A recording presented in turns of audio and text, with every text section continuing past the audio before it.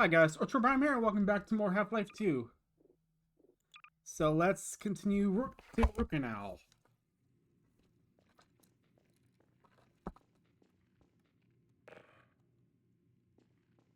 Help me! Stop! We didn't do anything!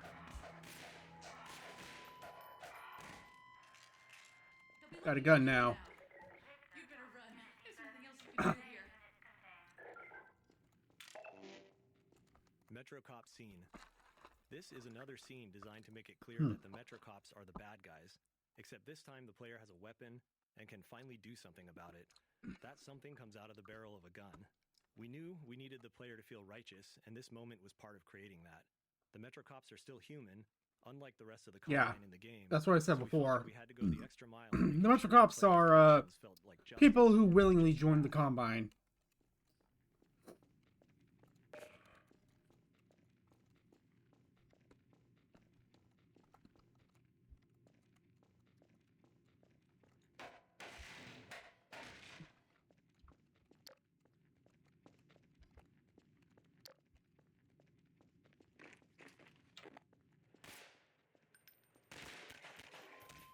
What?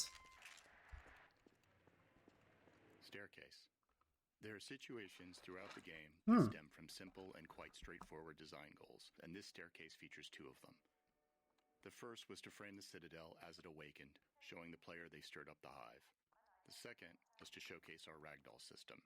While it's standard now, in 2004 it was still a novelty to see bodies tumble realistically, and stairs provided a perfect stage to make that happen. Hang on. I thought I had...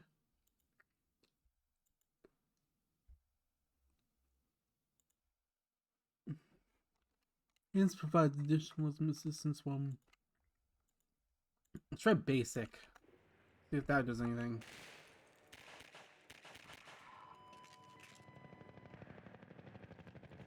City 17 awakens. The early train station section was designed to make the city feel indifferent toward the player, as if Gordon is just another nameless, faceless citizen, ripe for subjugation. But during the tenement raid and rooftop chase, the city identifies the player as an anomaly and starts to stir. Now, with the player as the aggressor, the city fully turns its attention on them. The Overwatch PA system, first heard during the raid, played a key role in delivering this message. McLean. Listen closely, there's a lot of information about the city's awareness. Even when players didn't pay attention, though, the audio treatment still conveyed the emotional message we were aiming for. Explosive barrels. Explosive Here, we barrels. introduce explosive barrels, a staple of first-person shooters, but with a Oh, new yeah. twist. The second pistol shot sets the barrel on fire, starting a timed detonation. A third shot will detonate the barrel immediately. This way, players could either delay the explosion or trigger it right away, depending on the situation. Players may want to feed an explosive barrel to a barnacle and then shoot it twice as a handy way to safely dispatch a cluster of them. The delayed explosion also made for more interesting chain reactions between multiple barrels. Exploding barrels were a fan favorite in the series, Yep. but also were internally favored by level designers who often felt like the game could never have enough of them. So I remember how to get through this. You wait for the train. I said you wait for the train.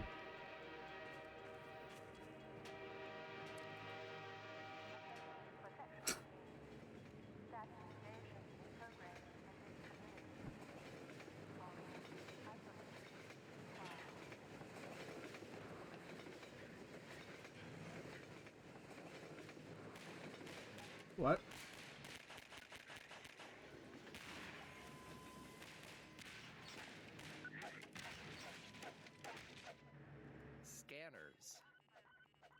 Scanners presented a tricky game design challenge.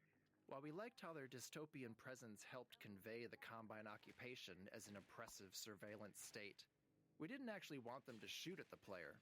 We found that aiming into the sky to hit a small mobile enemy with a constant height advantage was something we couldn't make fun.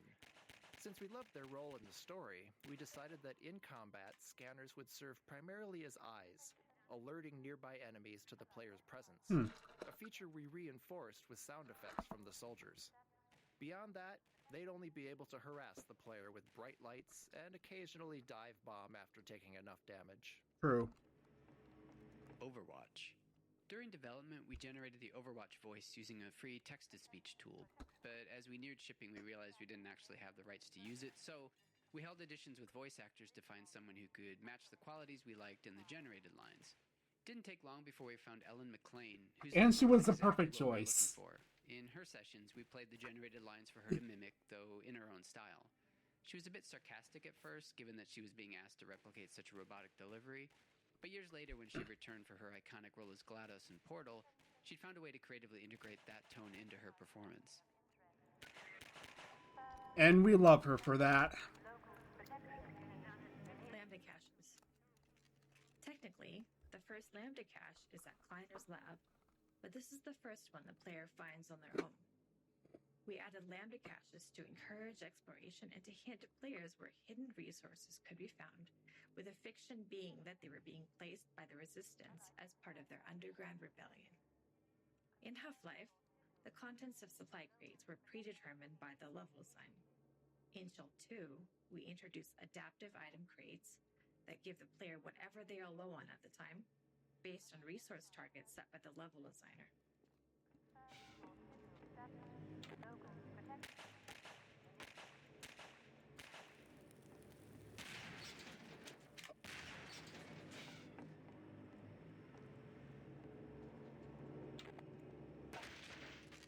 Pistol design.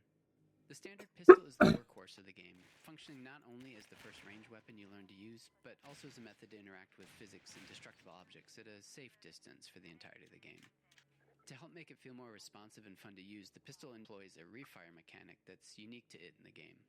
The gun will fire as fast as the player can click their input button, meaning that they feel an instant response to their input, and the faster they can click, the faster they can shoot.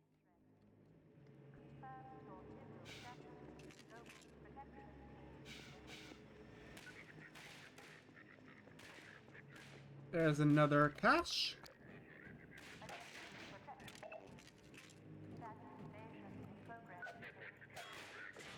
No you don't.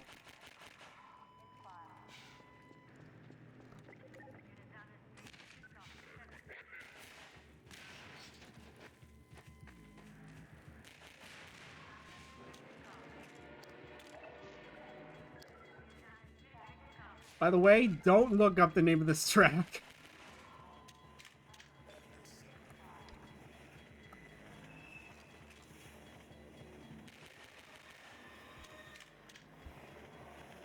Shatter glass. When designing early levels where there are fewer mechanics in the player's toolkit, we found that it's just as engaging to spotlight new technical features instead, as we did here with breakable glass. For the shattering effect, glass was divided into a grid of small squares, allowing us to track which were intact or broken, and to blow out larger sections once enough squares were no longer connected. Each square was rendered with a unique texture based on the status of its neighboring squares, creating the sharp, jagged edges between broken and intact glass.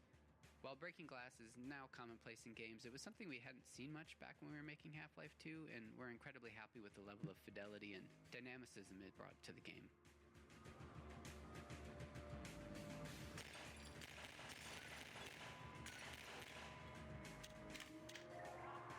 Helicopter Peekaboo.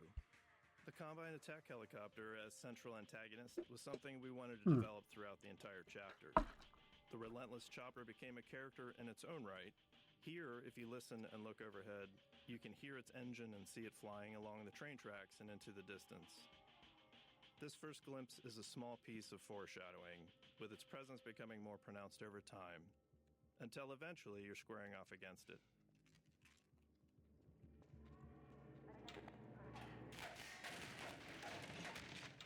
Okay.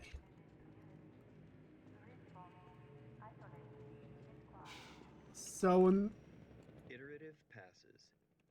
Some chapters of the game, such as the on-foot sections of the canals and there's the railroad, chopper. were developed in multiple passes by different cabals. We found that handing off maps in this way led to greater variety in the experience, and a higher density of interesting moments, as each cabal added their unique touches to the maps. In the on-foot portion of the canals, the first pass established the art direction and the player path, along with the broad strokes of the experience and some major beats.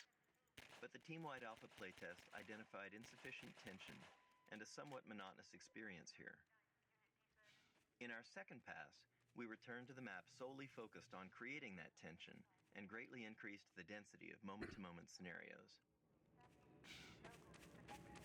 So the chopper just flew off.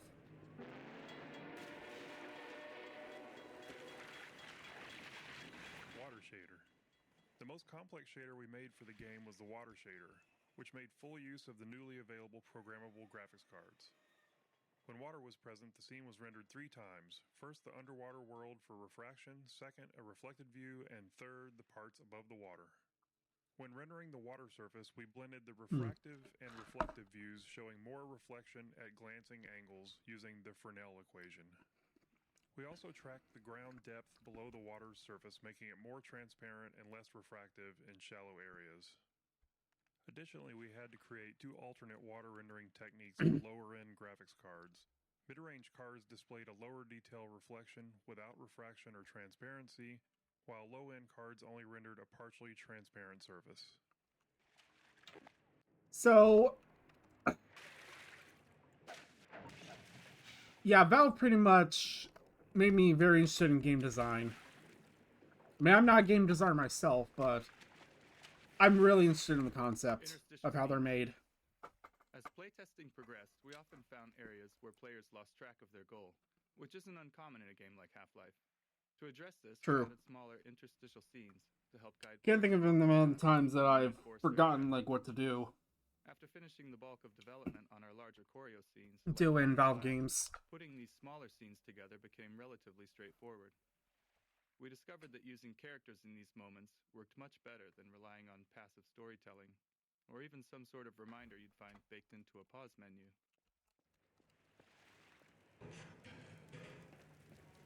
There's gotta be something in G-Man here, right? Boxcar Bill.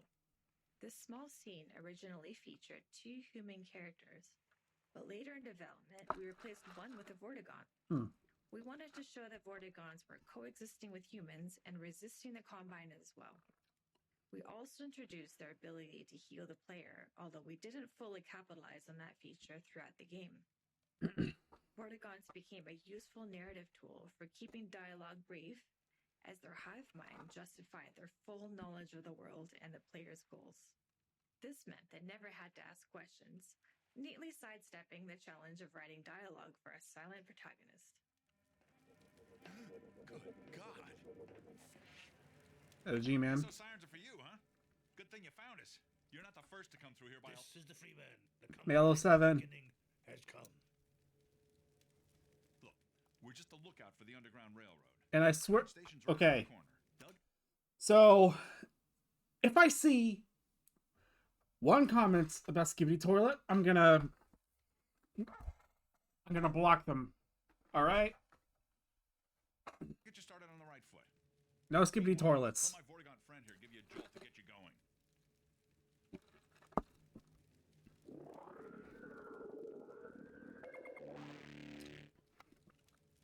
Be careful now. We really can't afford to get noticed. Civil protection catches you down here, it's bad news for the whole railroad. We serve the same history. Attention, community. Get out of here. Our safety procedures coded now. Particles. For the source engine, we invested in expanding particle and special effects technology. This allowed for more realistic and complex particle movement, as well as more intricate shapes and shader effects. In particular, adding bump mapping to our particles features made a huge difference in the volumetric look of them. While later iterations of the source engine include a powerful particle system editor, the original version used in Half-Life 2 relied on handcrafted effects, each requiring a programmer to meticulously build the effect manually, which was a pretty labor-intensive process. And I'm gonna try my best to define all of these nodes.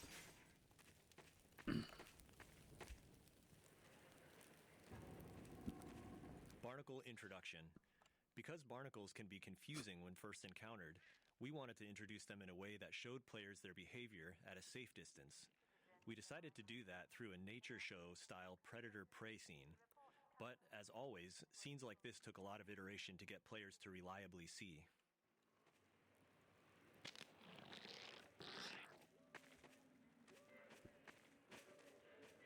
And here, we can see the barnacle. Protection team alert. properties. We play custom footstep sounds when the player walks on the slippery mud. This was a system called surface properties that used the material type to determine the sounds and other effects that should occur when walked on or shot at. Earlier in development, we had an effect that slowed players' movement when walking on mud surfaces. However, this was removed in the shipping version as it was decided it was too punishing.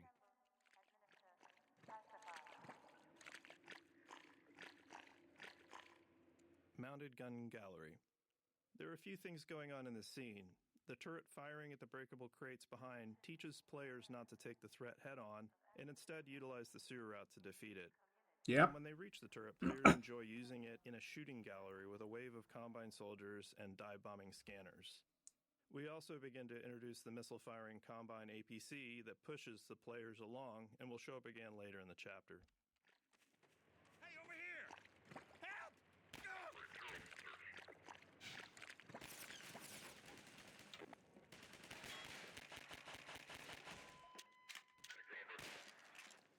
Ow.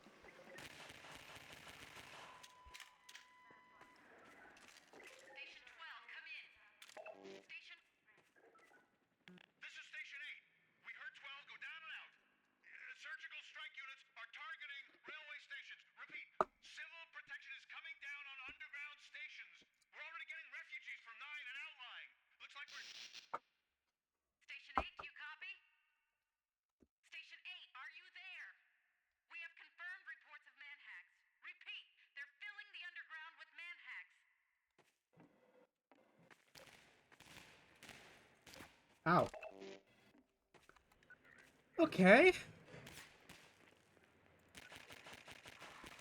Sneak attack.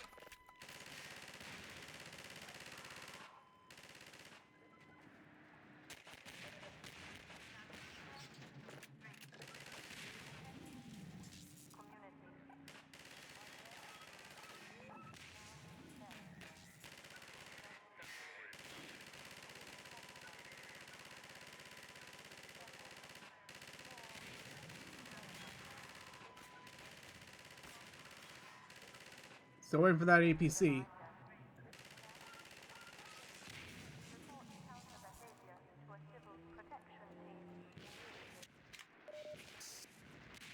There it is. Alright, time to leave.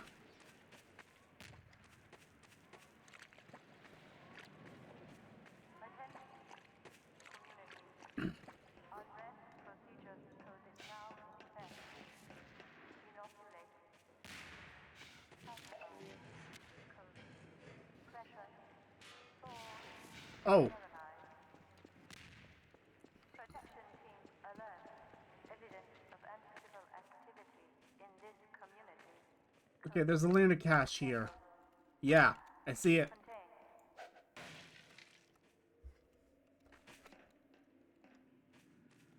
Individual, you are charged with socio endangerment level 1. Protection. Yeah, there's no avoiding that one.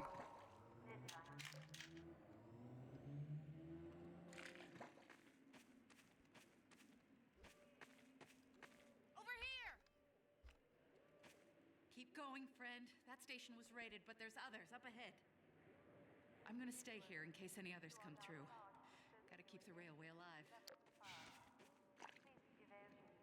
What's the point of this?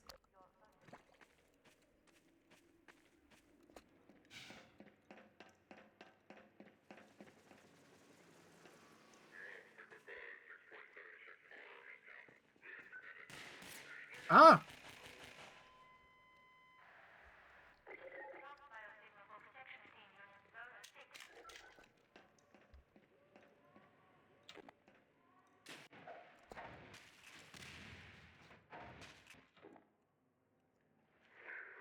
Uh-oh. Where do I go? Where do I go?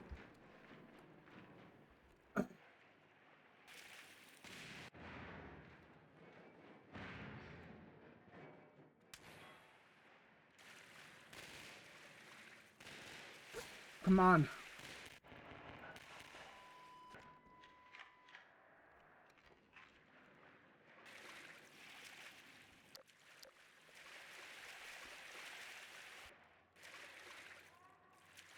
There we go.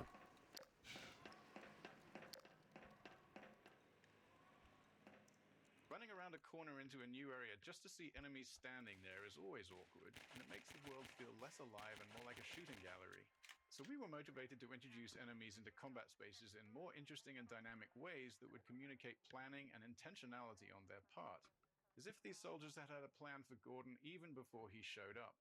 The Metro cops in this scene jump down into this space via scripted sequences, and later in the game we use rappelling in a similar way. It doesn't matter where they're coming from in reality because players end up telling that story to themselves. We found that in the end, combat should have a story implied in its setup: an ambush, a surprise, a surge, an assault. All of these scenarios use much of the same enemy AI, but all felt different to playtesters.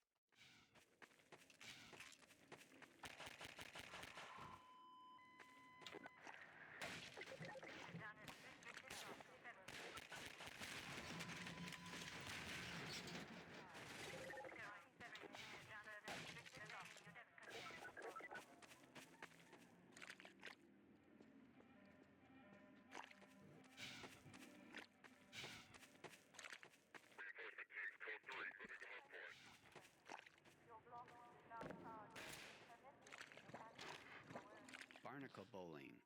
Barnacle bowling. An example of how a bunch of design elements can come together in a This is barnacle bowling. to create a memorable scenario for the player.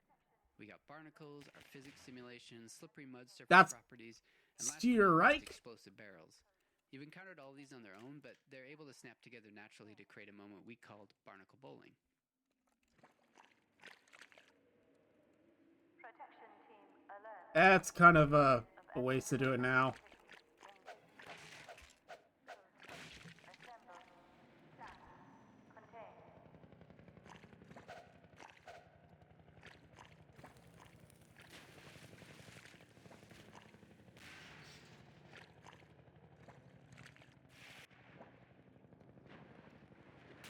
Uh-oh.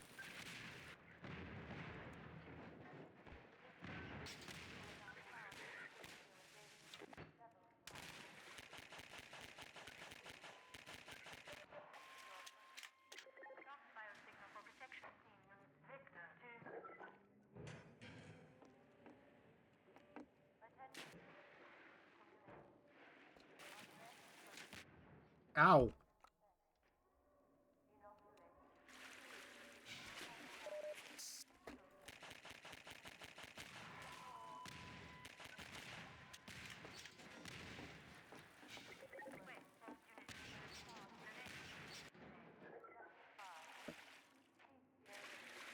By the way, if you guys are interested in finding the soundtrack to Half-Life, you should. It's great.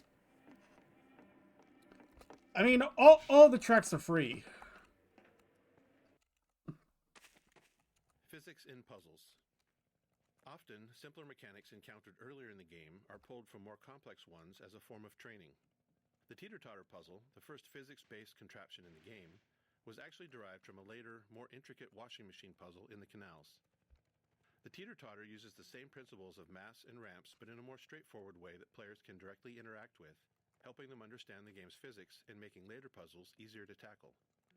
This puzzle also highlights the analog nature of the physics system, with the placement of cement blocks and the player's own weight both factoring into the solution.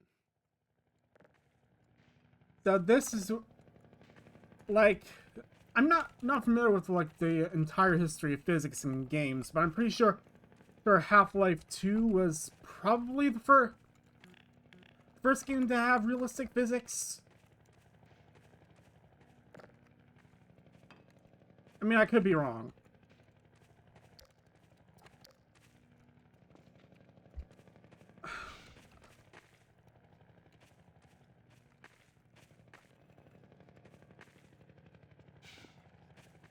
And looks like that.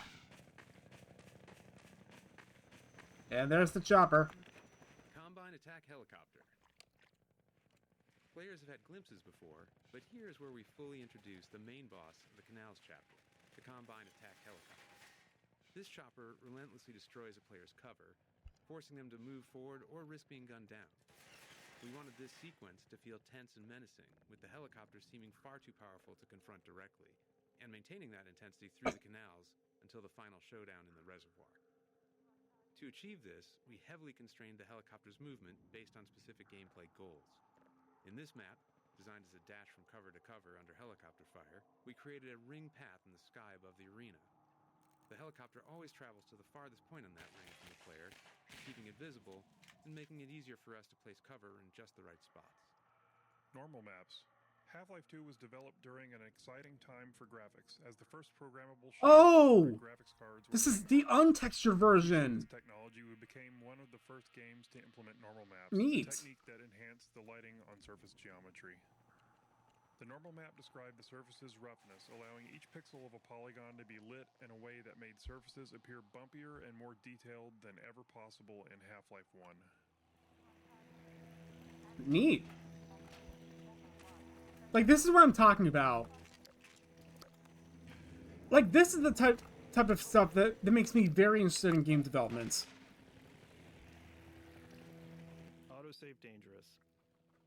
In Half-Life 1, we had a set of autosaves throughout the game, hand-placed by level designers and triggered when the player reached some specific moment or position in the game. This ensured that the game was automatically saved for you as you traversed through Black Mesa's corridors.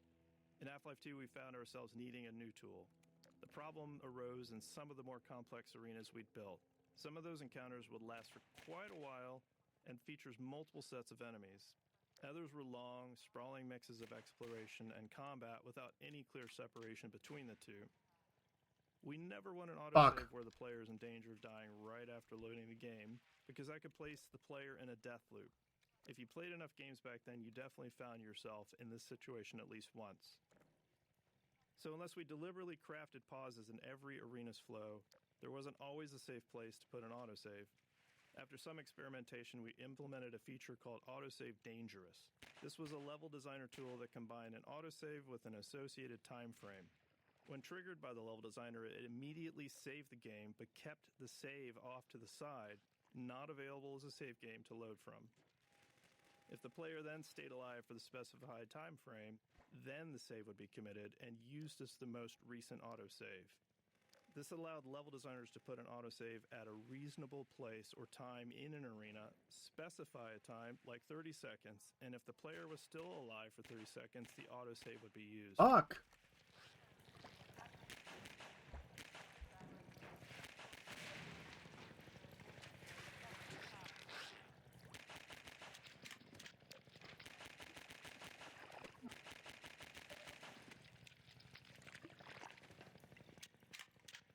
Well, I screwed that up.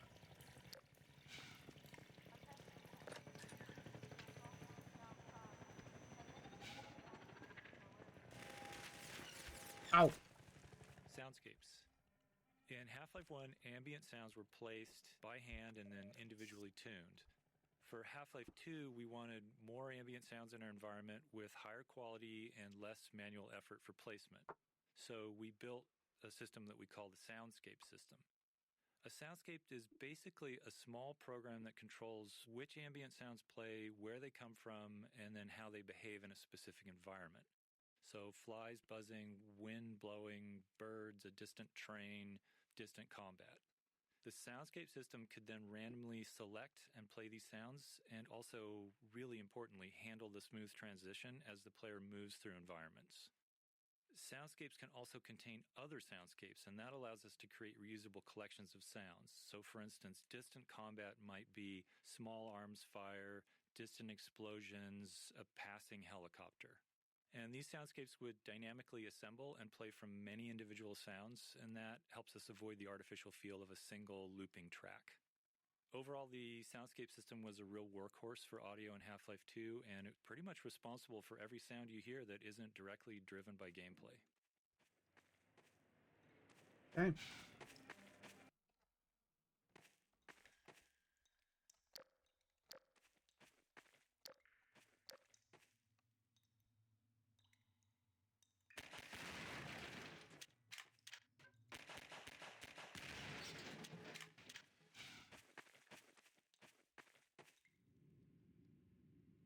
Manhack Map. We called this guy Manhack Map. We wanted to give Nice. players the sense that hundreds of I'm citizens using that. inhabited the hidden nooks and crannies of City 17. At this point in the game, it had been a while since players had seen a citizen, and we wanted to explain the significance of the manhacks, which was the first physics-based enemy that we created. In the original concept, there was a video arcade in the city where players could fly manhacks around. Yeah, I read about that. Virtual citizens. Eventually, players would discover that the manhacks are real, yes, and so were the citizens. As the Combine occupation became more fleshed out, this idea of a video arcade became an odd fit and eventually fell by the wayside. Yeah, that was part. The Manhack arcade was actually part of the beta. It actually would have been like a neat concept.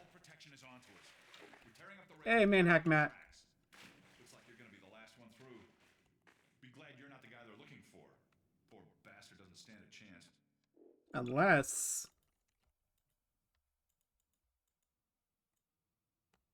apply more or less forgiveness when tracking enemies. Okay. Sounds like they're calling in every CP unit in City 17. Now they're flooding the areas up ahead with manhacks. You better get going before they sweep through here. Oh shit! Too late!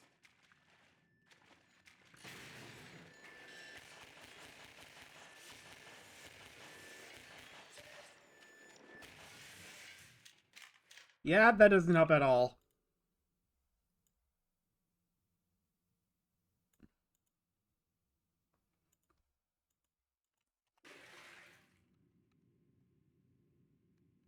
For help. Look, it isn't safe here. I'll give you some supplies to keep you going, and you really gotta go. So, how do I get the supplies? How do I get the supplies?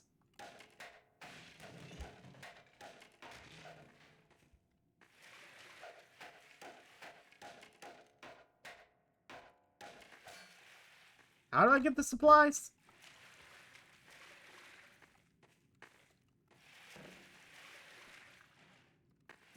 Can't use this.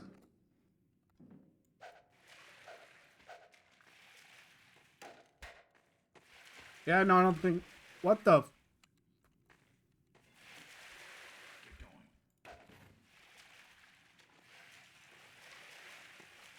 yeah, oh, there's a ladder.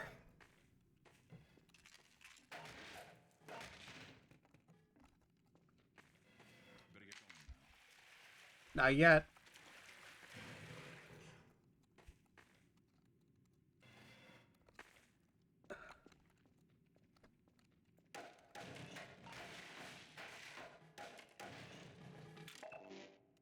Okay, I'm going. Bye, Manhack Matt.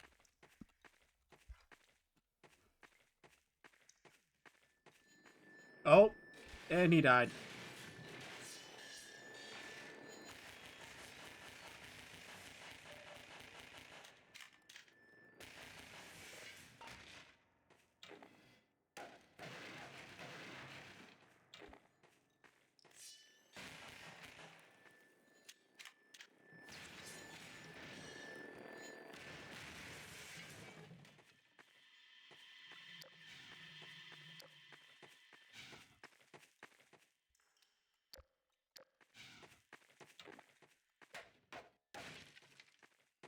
So, hang on, I gotta find another charred corpse.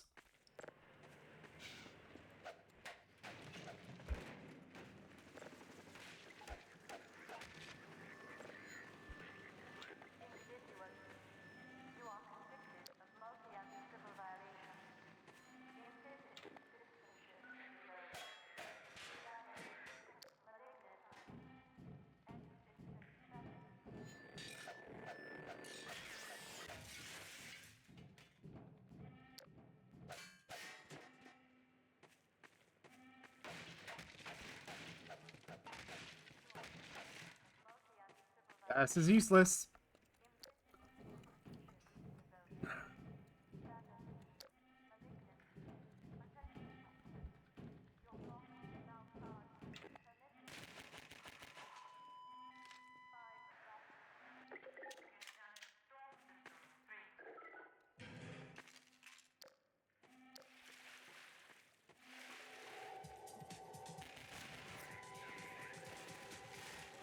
Hey, got the SMG now.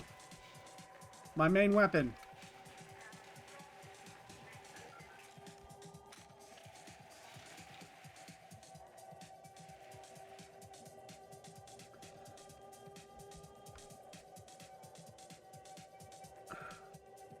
Uh-oh.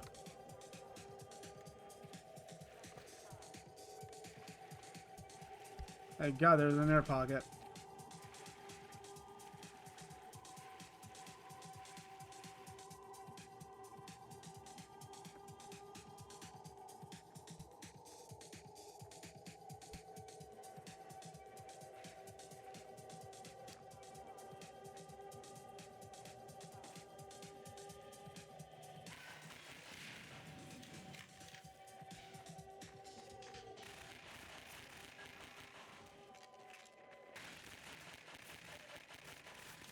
Ow!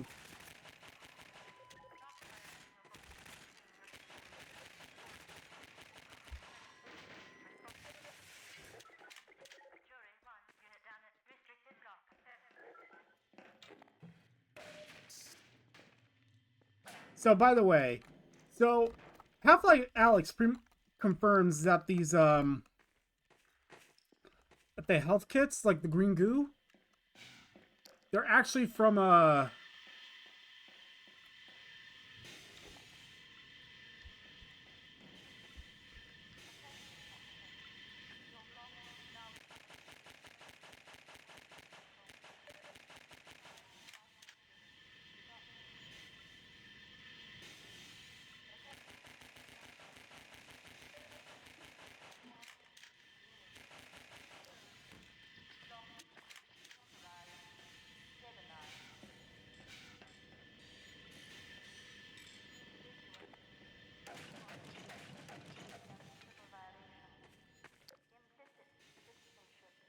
wait, where's the... Okay, so these charred corpses, they're actually from, they're actually from, probably from a cut enemy called the Cremator.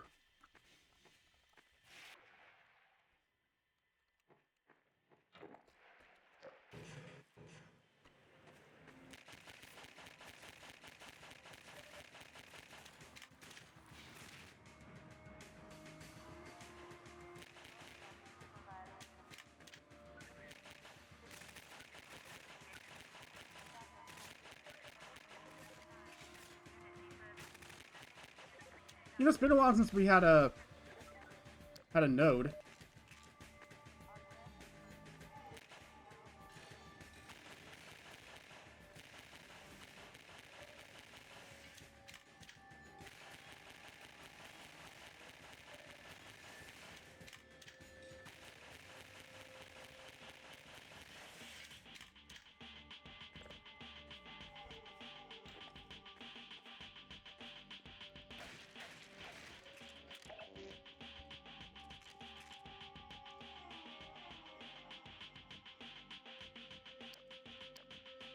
Okay.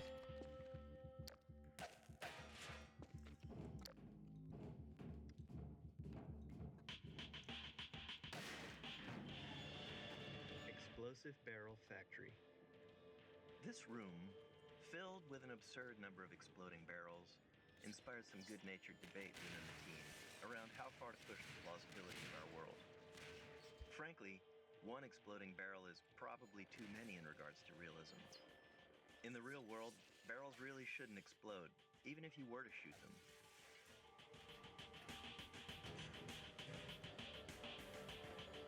Fuck.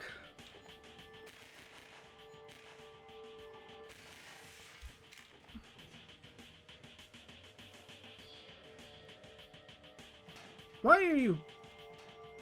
Why you...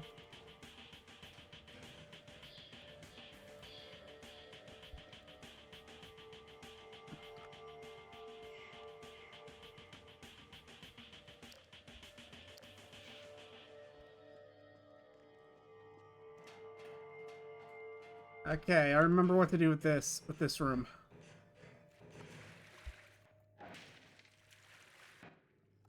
I'm just gonna make sure there aren't any...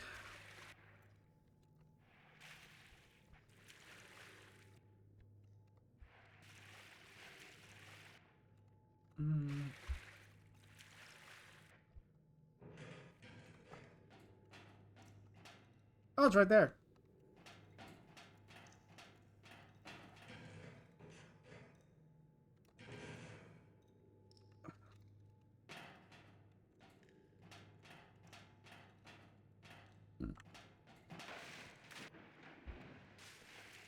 So,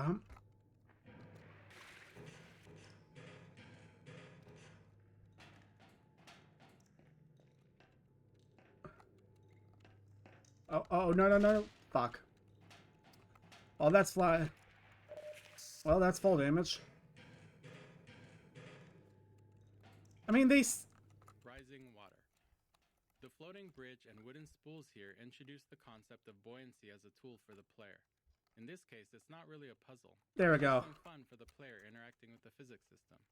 But later, we revisit this gameplay element in the canals to raise a ramp for the airboat.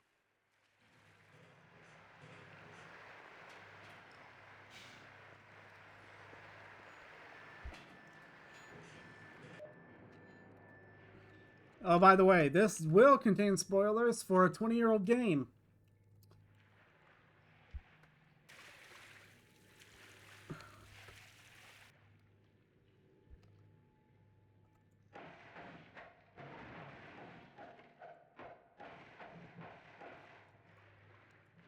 I got too greedy. Got too greedy.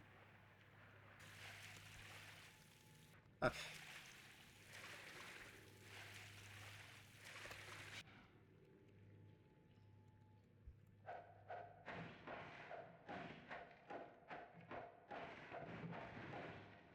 Got too greedy again.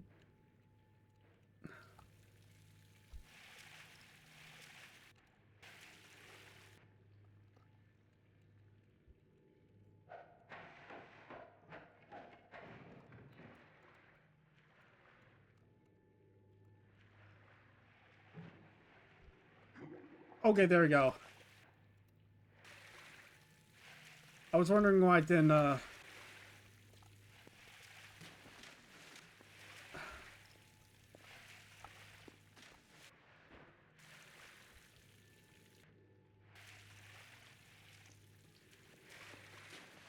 was wondering why I didn't,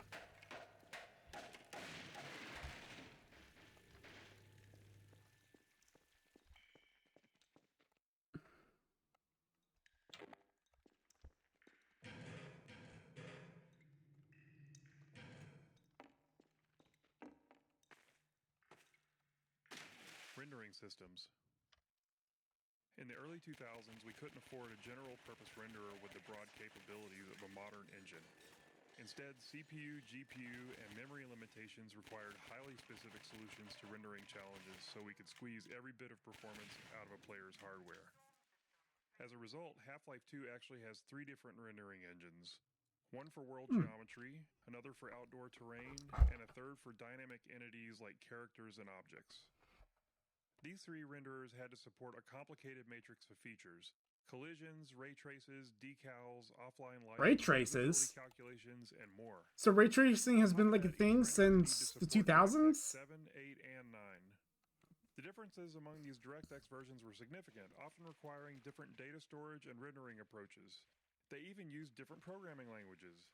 Altogether, we essentially had 9 different renderers, each needing unique solutions, and getting them all to look consistent was one of the most challenging tech problems we faced during development. Yeah, that's interesting.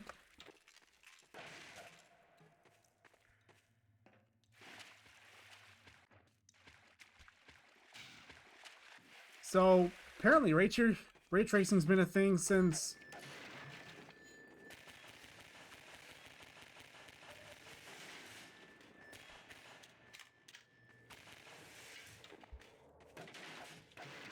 been a thing since the 2000s.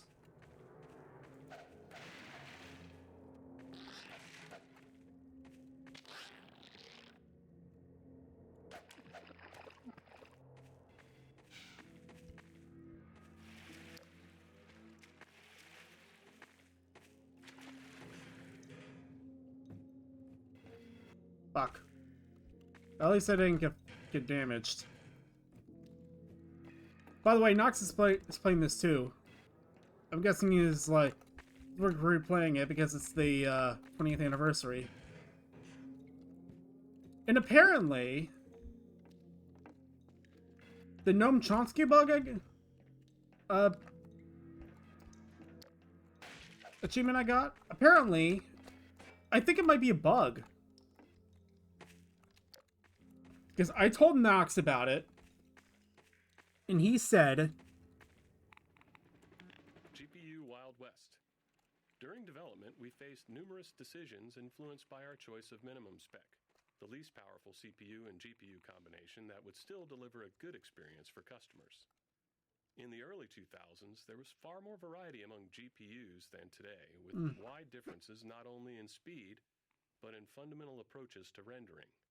But at the time, we had no real data on the hardware our customers were using. What CPUs and GPUs did they have? How much RAM? Which version of Windows? We reached out to Microsoft hoping they might know answers to questions like, how many DX7 cards are in use? Or DX8? Unfortunately, they didn't have the data either. Realizing we were at risk of making bad decisions without these insights, we developed an analysis tool that allowed players to report their hardware specs to us and integrated it into the early version of Steam. wow. It was so useful that we decided to make it public, launching the Steam Hardware Survey in April 2003. It's been helping us and hopefully other developers make informed decisions ever since. I forgot about this. So, Half-Life 2 has been around like since the beginning of Steam. That's crazy. Dynamic shadows. Headcrab. To focus on character and physics objects, we felt a dynamic shadow system was necessary to render them all in all their glory. In 2003, GPUs didn't have any dedicated shadow capabilities that they have today, so performance was a tricky problem. Our eventual solution went something like this, running every frame.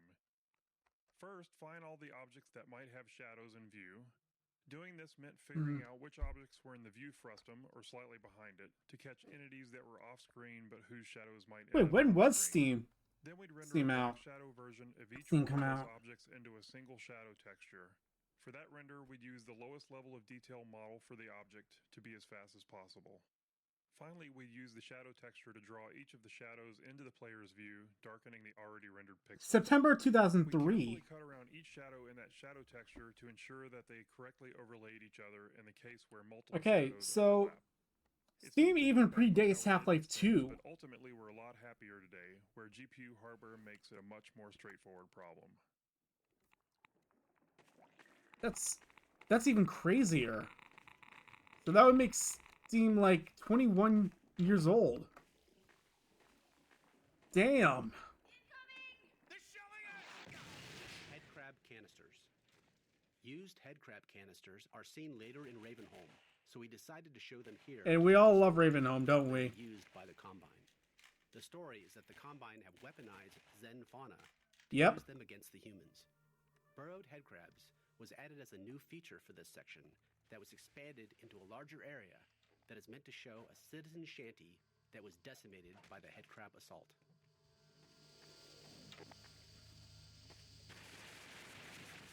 Uh-oh.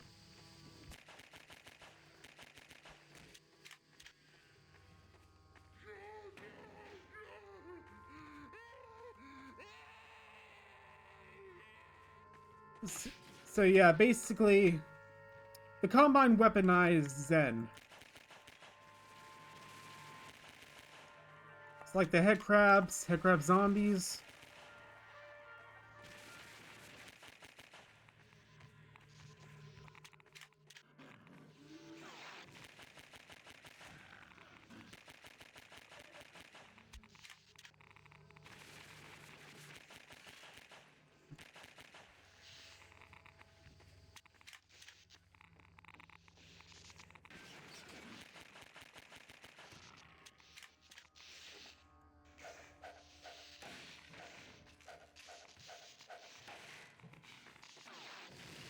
Ow.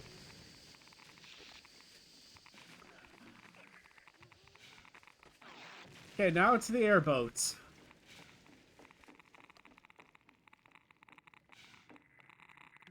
Airboat intro. This is where the player gets the first vehicle of the game. The airboat. we wanted to create a safe space for players to practice driving the airboat for as long as they wanted before moving on. The arena is sprinkled with opportunities for jumps and tricks, and we filled the arena with toxic slime to keep players in the airboat longer, while preventing them from leaving the vehicle behind and progressing forward on foot.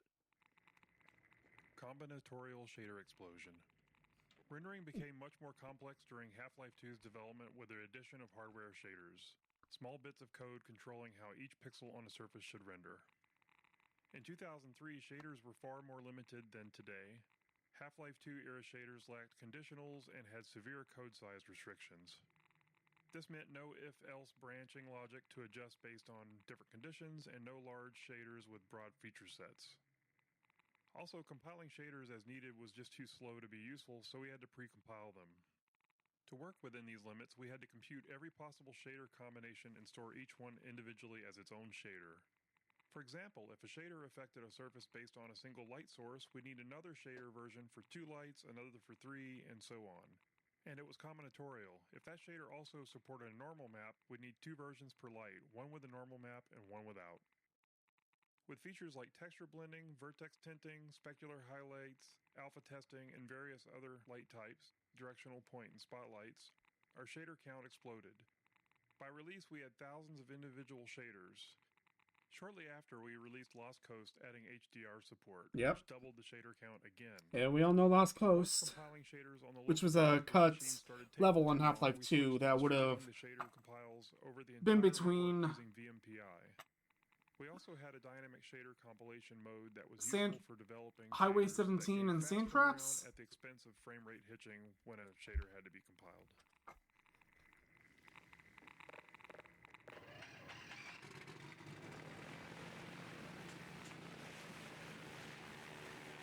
Yeah, it's been a while since I've been in the airboat.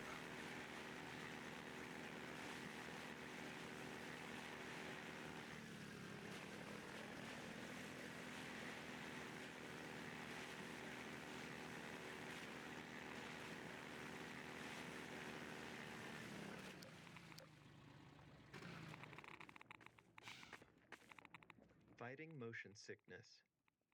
In early playtesting, many players developed motion sickness while driving the airboat. While trying to fix this, we discovered several factors that contributed to it. We found that reducing the intrusion of the airboat into the view helped, so we made several passes on the model to pare it back. Maintaining a consistent frame rate helped as well, so it was important to keep an eye on performance in these sections. However, the single most important factor was eliminating view roll to maintain a more stable horizon no matter what the airboat was doing. One of the programmers on the team was super prone to motion sickness, and they valiantly offered to playtest several times to test our progress towards a solution. I'm pretty sure they threw up at least once after playtesting, and their noble sacrifice was hugely appreciated. Noble sacrifice.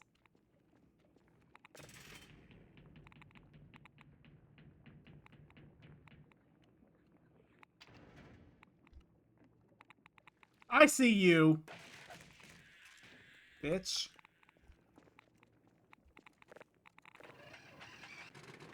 Yeah, the second I heard the headcrab sound, I knew.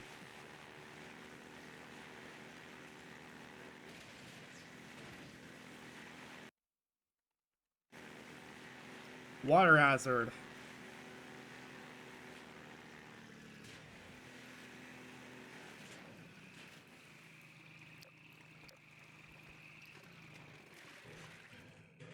It's probably not going to progress me, but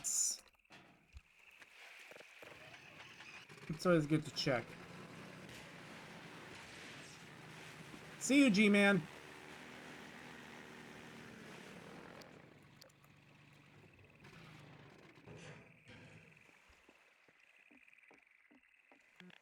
Airboat time. Finding the right balance between vehicle time and time on foot took some work. Driving at full speed propelled players through the world quickly, and in early playtests we felt that players were missing out on exploring and taking in the game's detail. The game has a lot of detail. Examination are core values of Half-Life, so we didn't want the vehicle to eliminate that. To address this, we added periodic spots where players could get out and explore small pockets of dense detail. Additionally, as the physics system evolved, we were learning new ways to use it. These spots off the airboat let us introduce an element of discovery around physics, like dropping crates into the water or combining barrels to raise a ramp. This gave players a chance to interact with water and physics in different ways.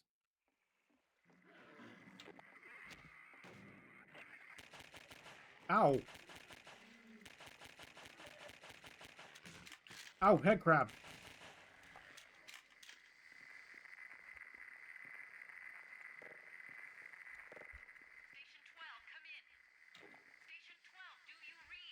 I'm guessing this is Station 12. Or rather, was.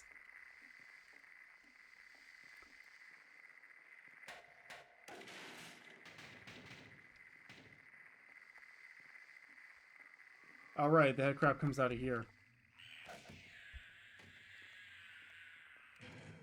Yeah, I played. This ain't my first Half-Life game.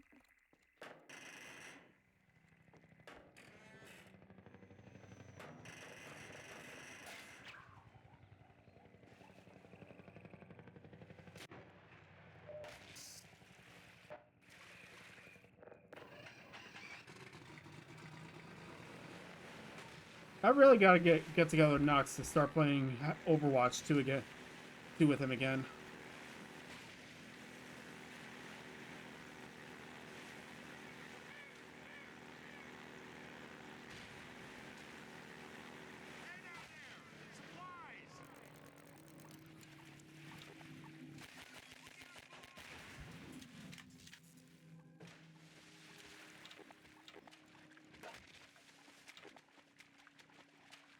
Floating supplies.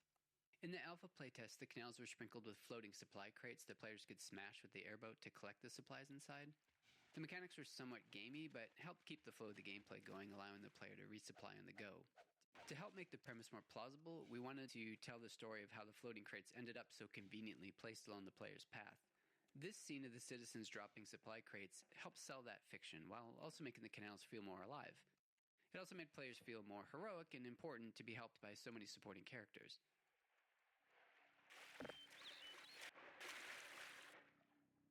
Hey.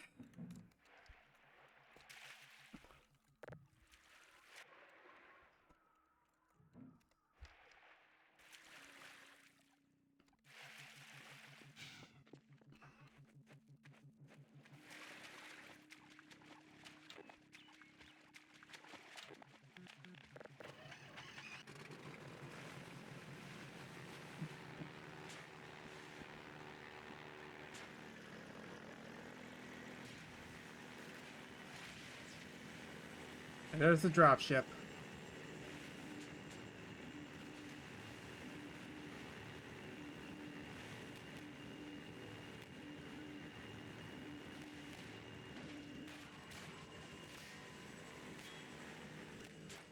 Wait, there might be something of value here.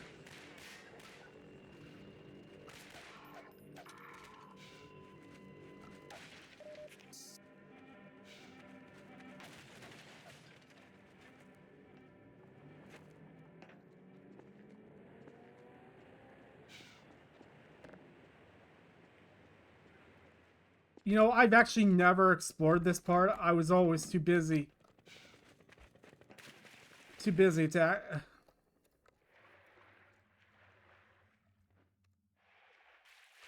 I knew it! I knew it! Zombie surprise. Ah! There's a little bit of a cheeky jump scare in this sewer pipe. Yeah. Players wander in here, all focused and curious, and then an underwater zombie pops up. Yeah. Always scaring the pants off of playtesters. That was actually perfect timing. Completely out of their I'm not gonna lie. Mark that moment as a success. Yeah, success, and it's perfect. That was perfect timing on my part. I swear, I never saw that before. I think this is my very first time seeing it. Though Nox has probably seen it since he pretty much has done like most of the achievements for it already.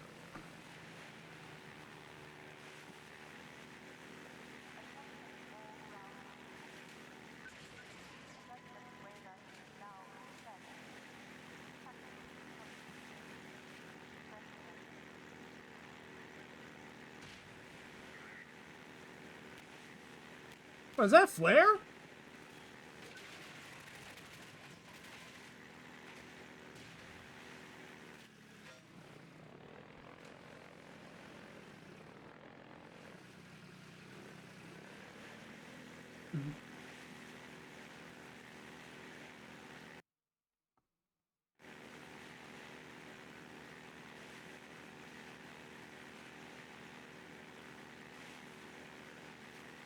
You know, I can't wait until Half-Life with RTX comes out.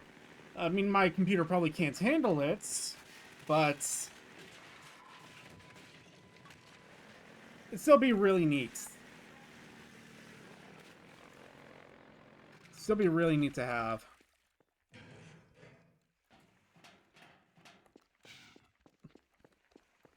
Okay, hang on. Before I do something, I gotta be right back.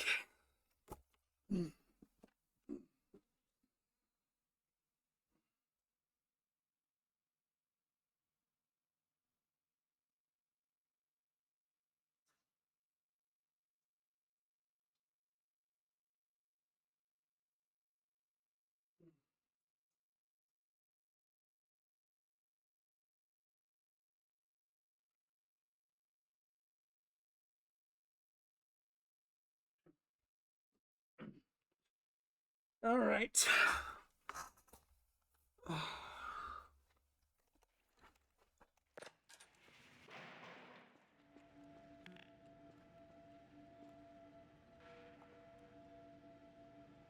Green. We now have direct confirmation of a disruptor in our midst. One who has acquired an almost messianic reputation in the minds of certain citizens. His figure is synonymous with the Grenade intro. We conceived of this Combine base as both a training area and a playground for grenades. Introducing Really? here and infinite supply crates to signal that it's safe for players to use grenades freely Grenade. without fear of running out. Go wild. The Combine encounter here uses extensive markup to direct the soldier AI towards cover and provide good opportunities for players to make use of grenades. At the end of the area, the same infinite grenade technique helps players resolve the turret placement, as a direct assault is a lot more difficult if you don't. A bright red light and a particle trail were added to the grenades, making it significantly easier for players to follow their trajectory, whether they're throwing them or dodging one from a Combine soldier. Grenade out.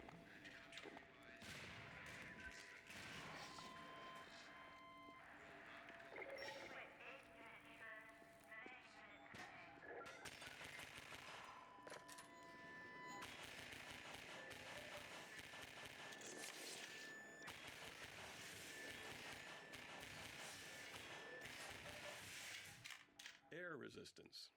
One important feature we had to add to our physics engine for Half-Life 2 was air resistance. At the time, physics engines would typically implement a general damping feature for slowing objects down as they moved, but this merely removes energy in a symmetric way. In order to create more believable motion, we decided to simulate air resistance instead. This allowed us to get asymmetric behavior, where the amount the object was slowed by moving through the air was different depending on how much surface area of the object was facing the direction of movement or rotation. This feature was key to making explosions and objects thrown by the gravity gun look believable.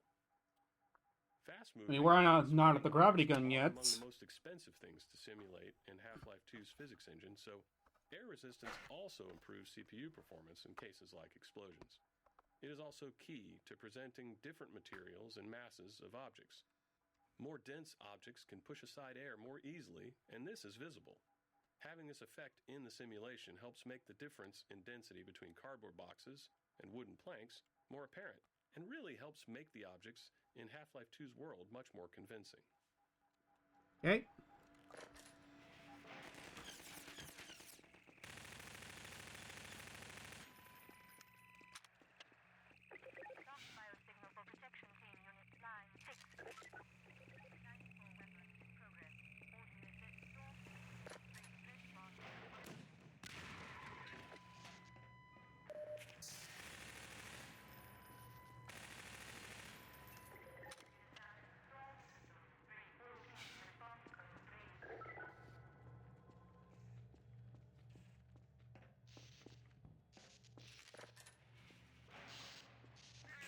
Puzzle layers.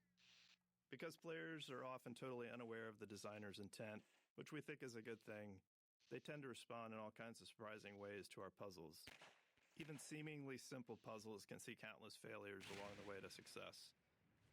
That was the case with this puzzle to open the canal gates, which required many layers of hints and cues.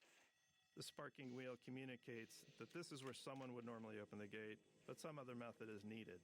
A few crows draw the player's eye towards the solution, in this case, a bundle of girders on a pendulum. As grenades have been thoroughly introduced, we originally wanted players to throw one to break the wooden support structure, but that wasn't obvious enough. We added exploding barrels as a much clearer clue. But even after solving the puzzle, some players didn't realize that the gates were now open, which led them to endlessly explore the base interior looking for another exit. So we had to remind them of their original problem, the broken gate. We added smoke, the alarm klaxon, and a spinning light, and it was then that we finally started seeing reliably good results in playtesting. I had no idea this was a ladder. After all these years, this is the first time I've seen it. That's crazy.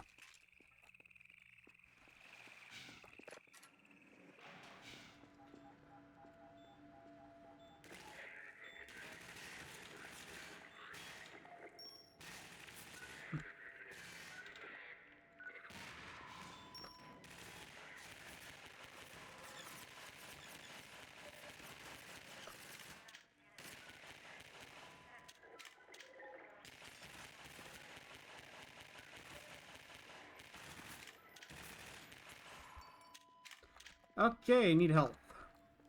Where can I get help?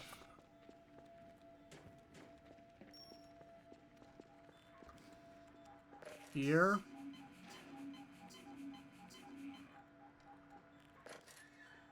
Okay, now I need suit ammo.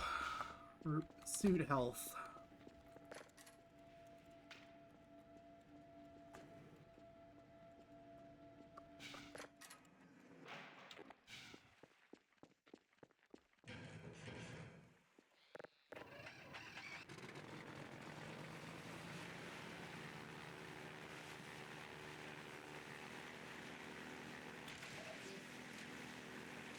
Thank you, game. Wait, there's a node. There's a node. Metrocop strafing. The initial design of the airboat levels aimed to challenge players with tight maneuvers under pressure from Metrocops. The Metrocop strafing fire pattern was meant to make players slalom around the shots as they sped through, but in a review process, internally known as Overwatch, some playtesters felt frustrated being shot at without a way to retaliate. They wanted the airboat to feel powerful and unstoppable. Based on that feedback, we refocused the levels to emphasize empowerment over challenge, shifting from dodging attacks to fast-paced combat, speed, and busting through barriers. Okay, I'm probably wasting ammo with this. So I'll just go.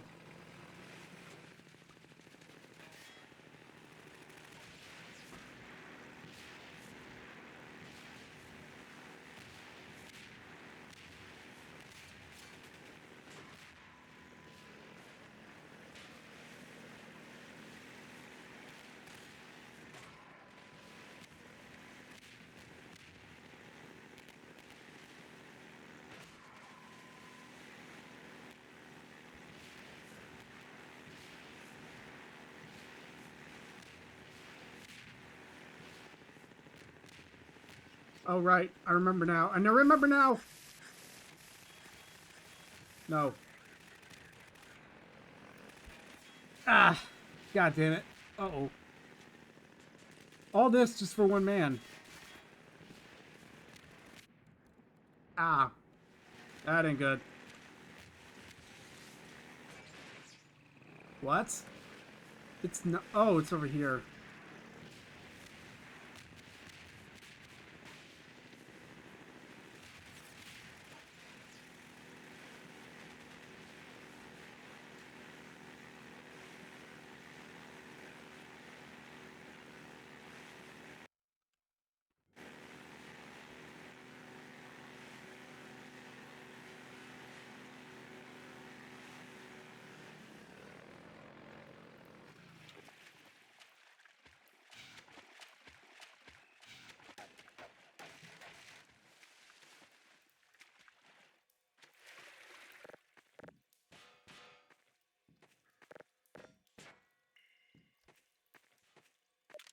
Thank you.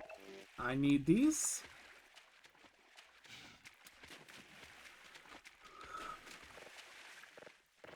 I forgot what part of the What part of this are we at? Are we at, like, the outpost? Because I remember there's, like, an outpost near here.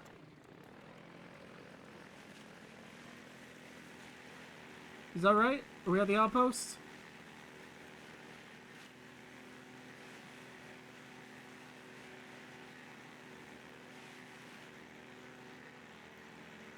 Yep, we're at the outpost.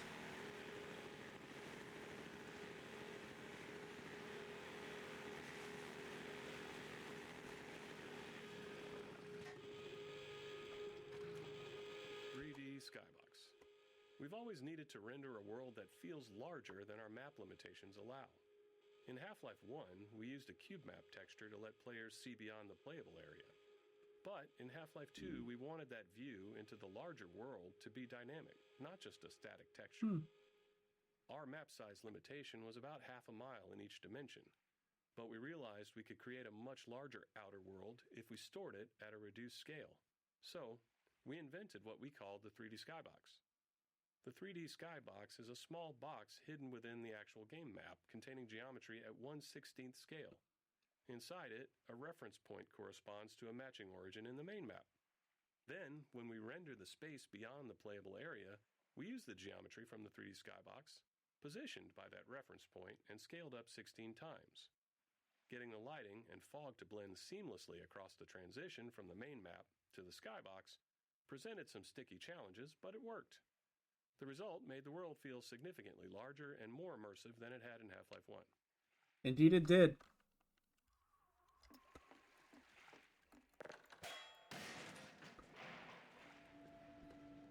.357 intro. The Magnum, unlike the basic handgun with its slower rate of fire, is meant to be fired in a more measured, calculated way, dealing catastrophic damage to your target. Earlier versions of the Magnum had a bit of random dispersion, which we felt fit the heft and the less sensitive trigger pull of the larger pistol. However, this led to anticlimactic moments where players would carefully line up a shot only to miss due to the accuracy penalty. To address this, we made the first bullet perfectly accurate, with each subsequent shot becoming less accurate as you blasted away.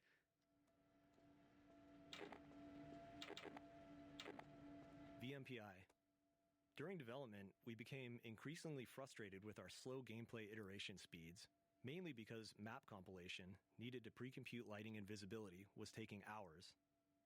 Computers in 2000 were far slower than today's, and they had only a single CPU core each. Inspired by SETI at Home, a distributed program that used PCs worldwide to analyze radio waves for signs of extraterrestrial life, we built VMPI, which was our own distributed system that spread the map compilation process across many office computers. Today, these kinds of distributed systems run on giant GPU clusters, but at the time we just ran it on all the computers in our office. To deal with how our lighting code was evolving as quickly as our maps were, VMPI also distributed new EXE files to everyone's computer too. In retrospect, this was a pretty terrifying security concept, just awfully bad. It's like the stuff of nightmares for IT folks, because we were sending an arbitrary executable to all of our work PCs and they would just run it. It was absolute madness. But it worked for us, and it did significantly increase our map iteration speed, and as a result, it ended up being a crucial tool. Okay.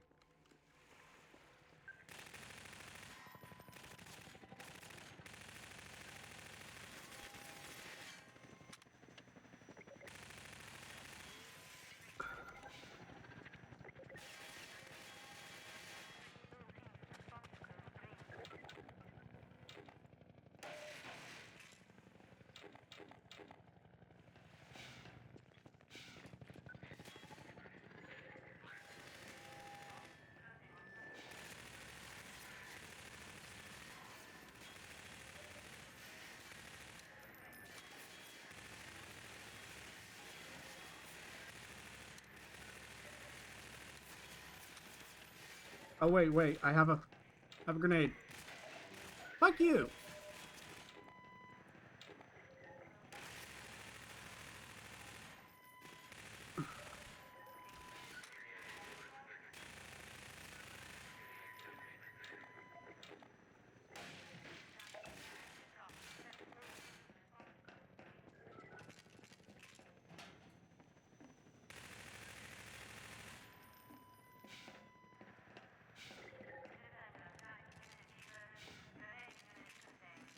I'll take these.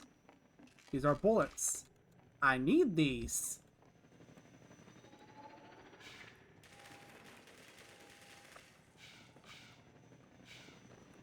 Oh wait, I have a grenade. What am I doing?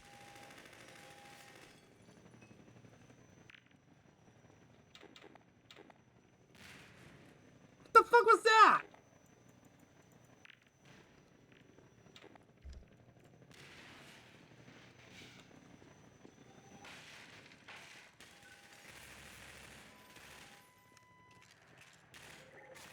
Ow!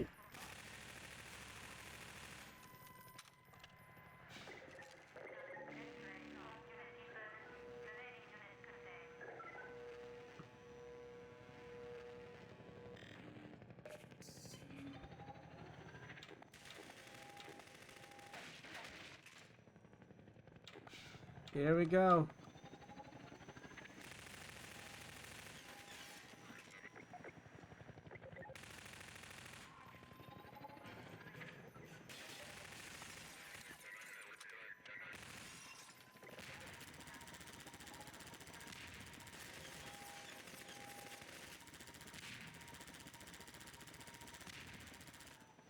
Mounted gun.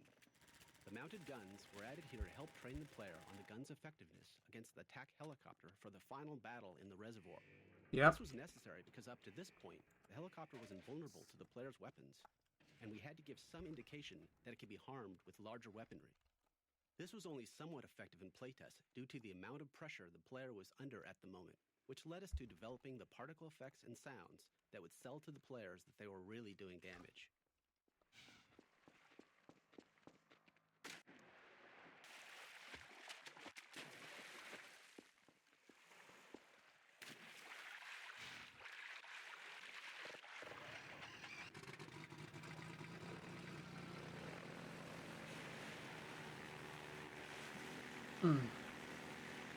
I gotta say, I miss this game, and I'm really glad it got updated.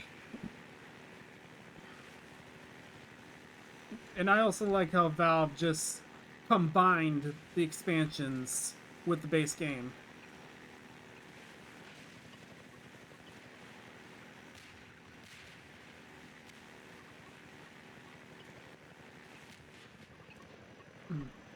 Uh-oh. Ah! Well, it's a good thing I had suit ammo. Or else that would have been terrible.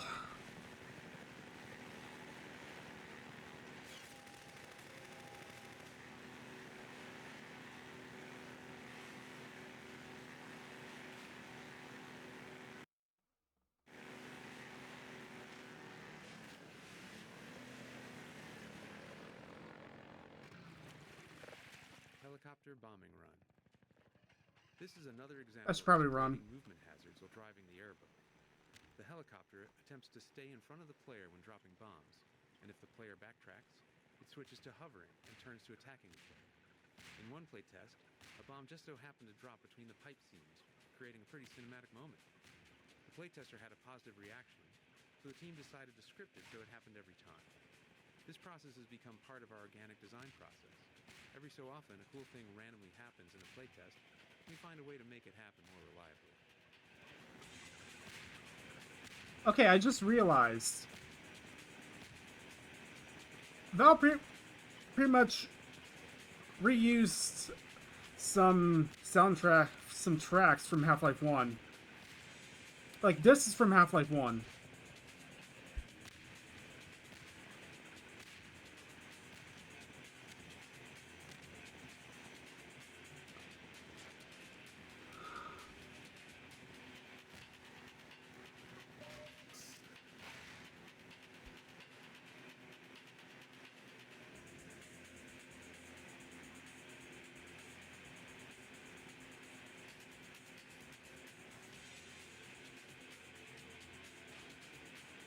Come on, come on, come on, come on.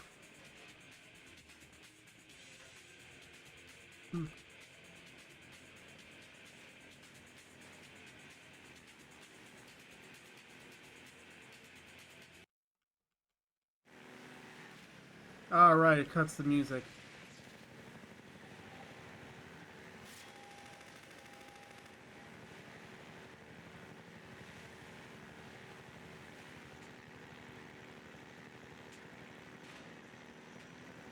Oh, man! That was a crate.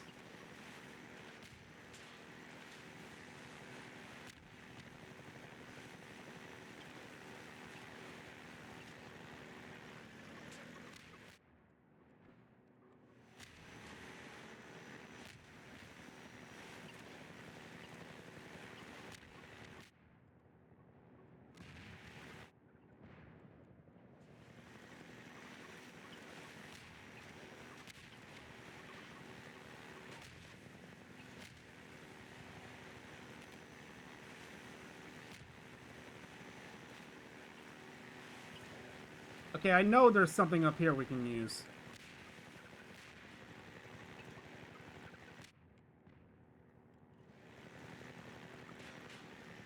If there isn't anything in here... There isn't anything in here.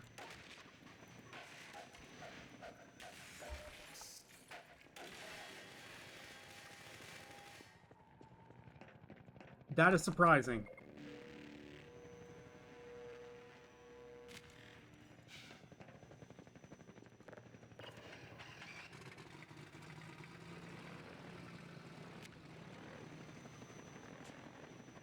Come on, back up.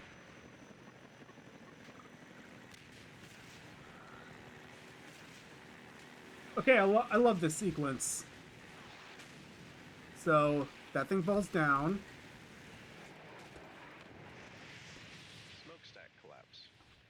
When making a cinematic action game like the first Half-Life, Mhm. we'd always wanted to make some big, spectacular destruction sequence, but we were never quite able to do anything like that.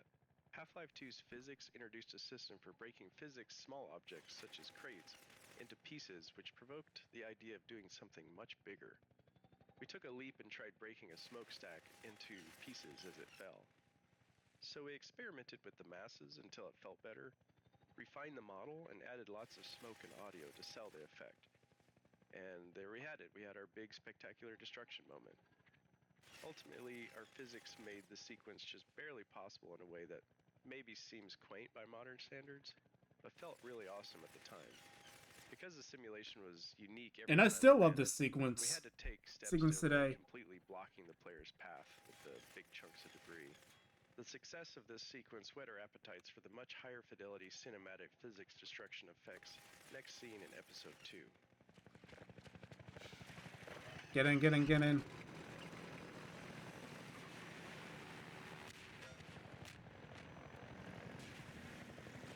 It was actually nice of that chopper to wait until it was done with the commentary.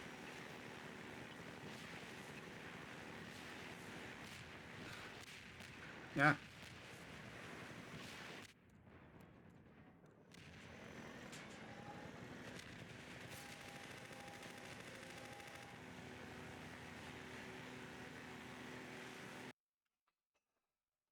Okay, now we get the gun.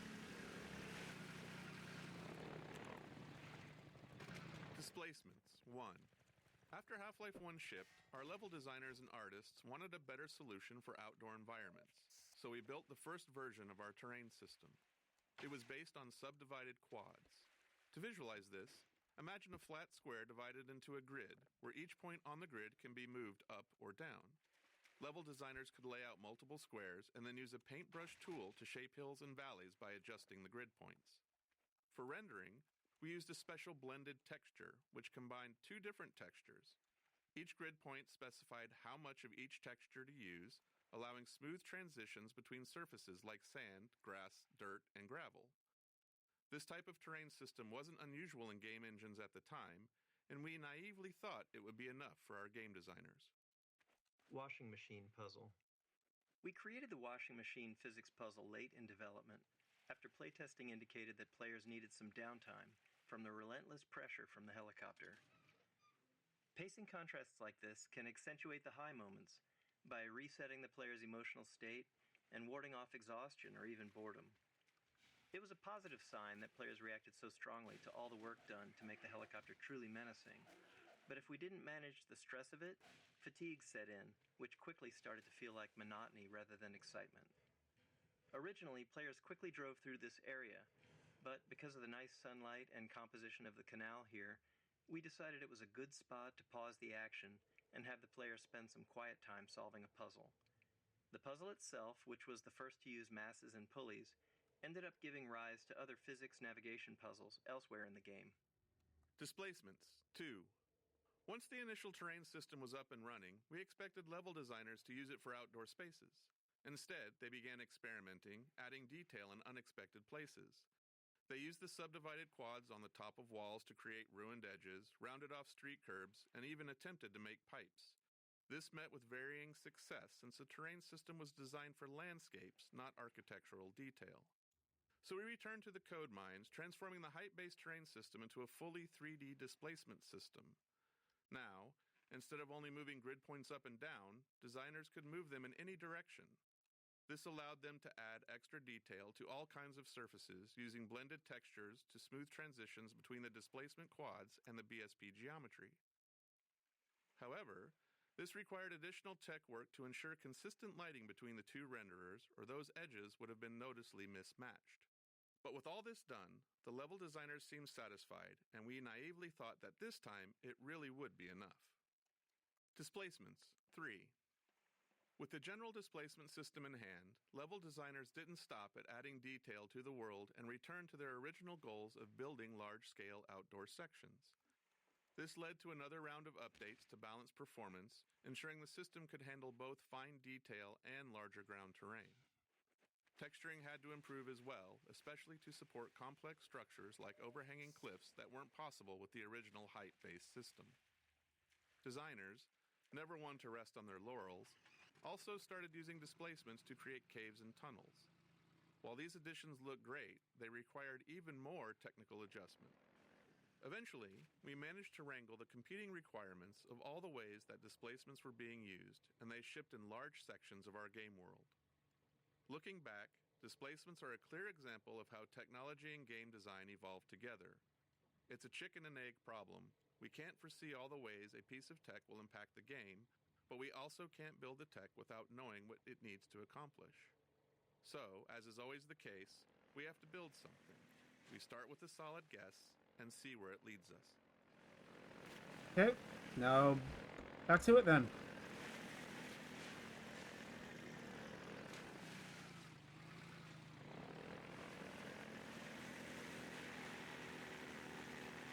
Now we get the gun.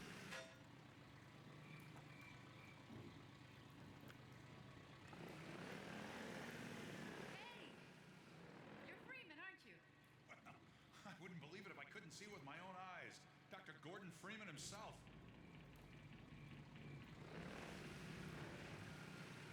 Just in time, Doc. We gotta move out before the combat opens up. We're just getting ready to pull out. We better hurry. This can't get out. Greetings to the Freeman. Come on in. I'll show you what you're up against. Gestures. Each of our characters had a library of simple animations called gestures, which we could easily layer on top of other body movements. While originally planned as a production savings to allow us to reuse animations throughout the game, we found they actually had more utility than that. Humans often repeat certain movements, and these can be markers of a specific personality.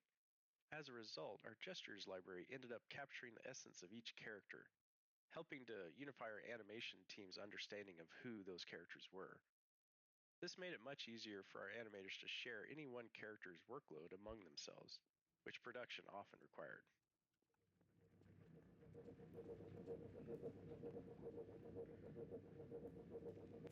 There we are. That gun came off one of the same 100 choppers that you're up against. I always like to bring a little irony to a firefight. Take that chopper down, and you should be able to tear on through to Eli's place. The Freeman will accept this weapon or suffer greatly on the road ahead. We remember the Freeman. We are coterminous. Farewell, Dr. Freeman. For freedom!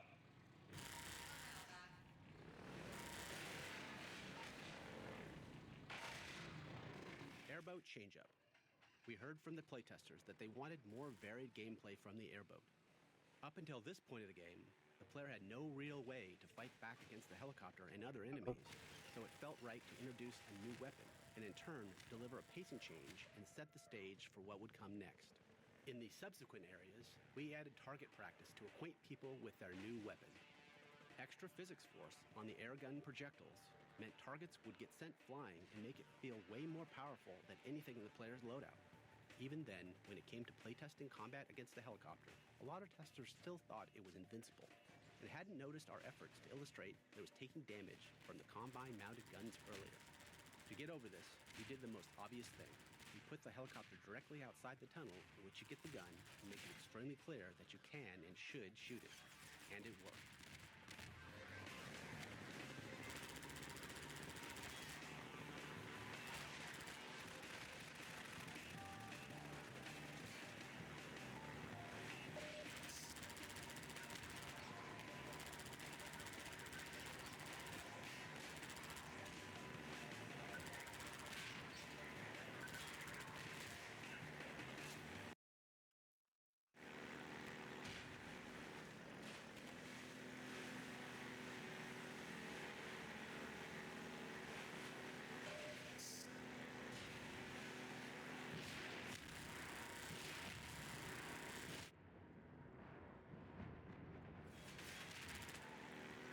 Yeah.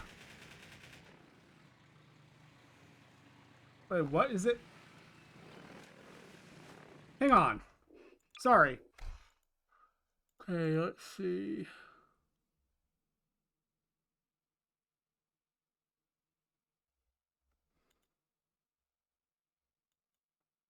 I swear, I thought...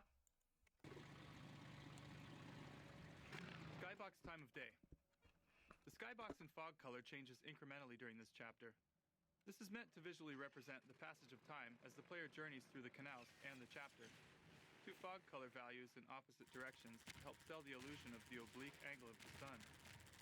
You can see it getting closer to sunset by this point. This culminates in the helicopter combat arena with the sun setting and Ravenholm visible in the skybox. Is it? Hang on.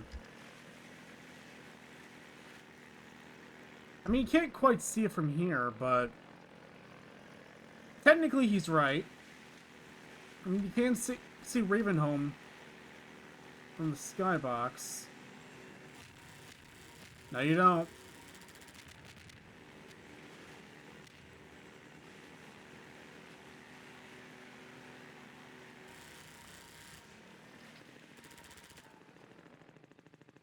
Hey, G-Man. Oh!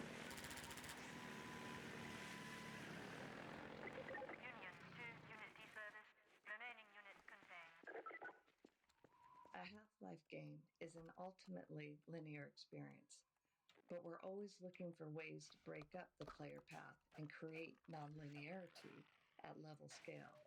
This lambda cache, replaced with a zombie and headcrab ambush, was entirely optional and built only to add some of that nonlinearity to this section of travel through the canals.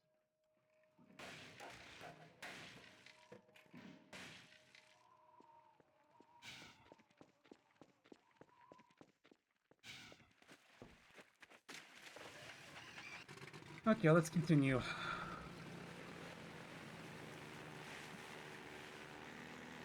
I think I'll probably start it when I stop the video when I get to Ravenholm.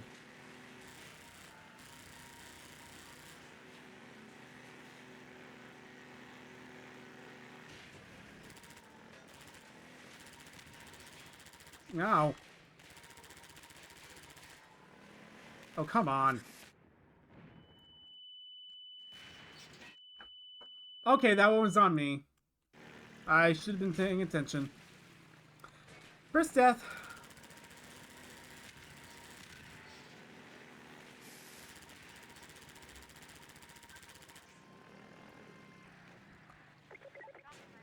Donkey Kong Barrel Ramp. Donkey Kong Barrel Ramp. The drainage ramp originally started as just an interesting piece of level architecture. But during playtesting, we quickly saw how fun it was to slide the airboat up and around the slope, so we added more elements to enhance that experience. This included Metro Cops dropping barrels down toward the player, and a little nod to the classic arcade game, Donkey Kong. Yeah, I figured it was a reference to Donkey Kong. First time I saw it.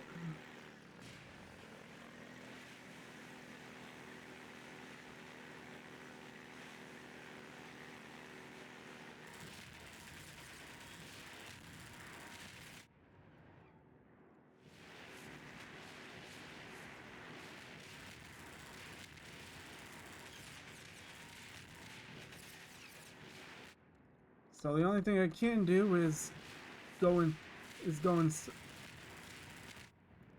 circles and do that.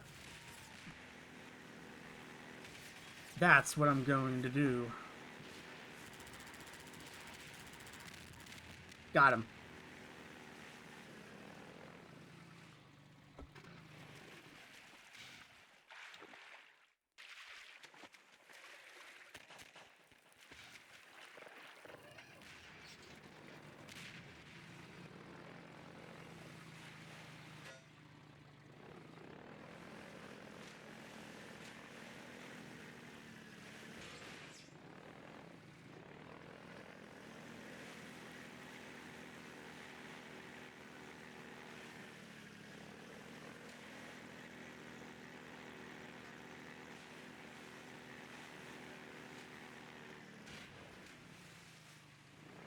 Okay, I feel like it's inverted.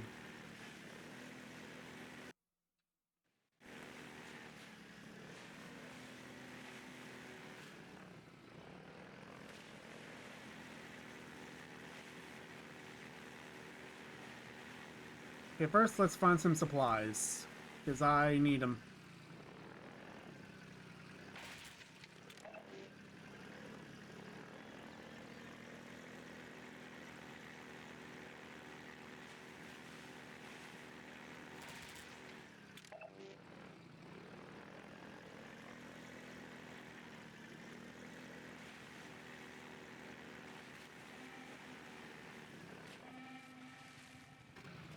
Helicopter Megabomb Origin. The Megabomb helicopter attack was based on a bug where a programmer accidentally removed the bomb drop cooldown, resulting in the chopper dropping hundreds of bombs all at once. It looked so cool that we decided that we had to keep it for the final shipping bombing run attack.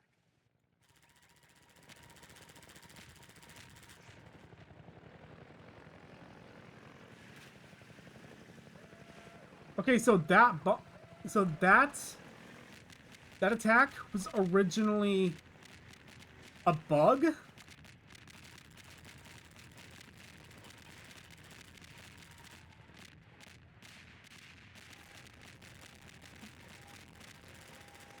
Surreal.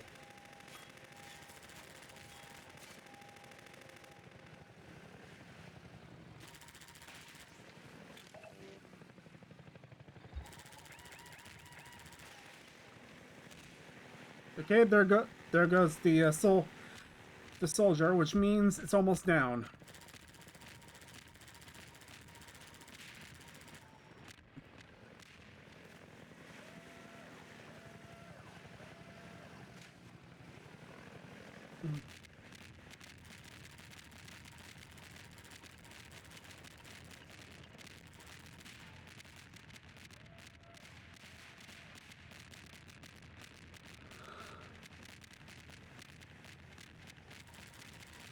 Got him.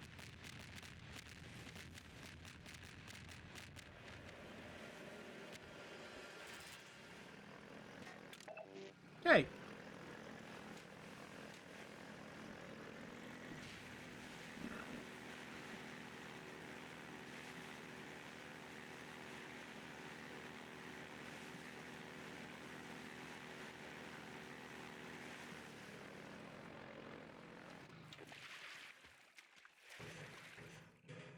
Arena exit gate. The wheel mechanism to raise the exit gate was added specifically to force the player to defeat the helicopter before they can move forward. Yeah. We often refer to elements like this as gating the player, using design elements to keep them from progressing until they've completed a necessary task. Here, it's quite literally a gate. So before I go over there, I'm gonna go here. Because there's a secret Vortigon in here. As if I remember exactly where.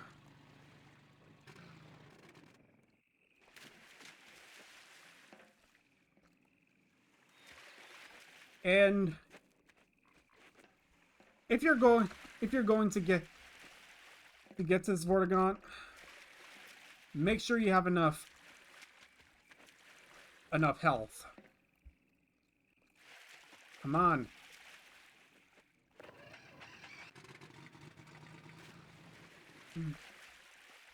There we go. So yeah, there's toxic waste here, so make sure you have enough health.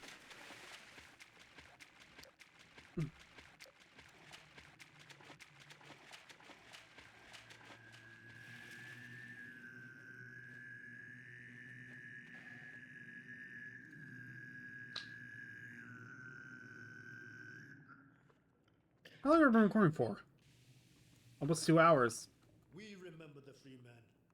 We are coterminous. There is no distance between us. No false veils of time or space may intervene. We see you still in Black Mesa. Clearly we see you in the Nihilant's chamber. Yeah, I blew him up. We bear witness to the bright eternity of the Nihilant's demise. You leap, you fall, we see you flash between the barriers. For a brief time you joined us, you are one between the worlds. Yeah, with G-Man. Communion of the vortessence and that other, a deeper mystery, no deeper than the void itself.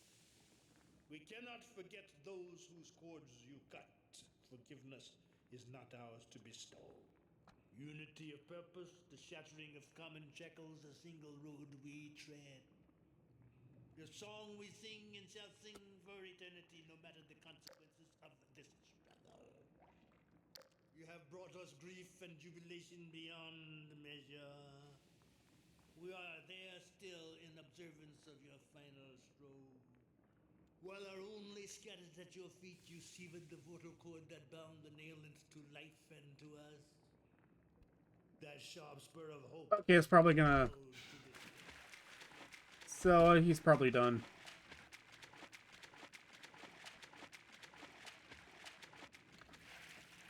I thought it was neat. Pretty much a reference to the Nihilants. That big creature thing from the original game, from the original Half-Life.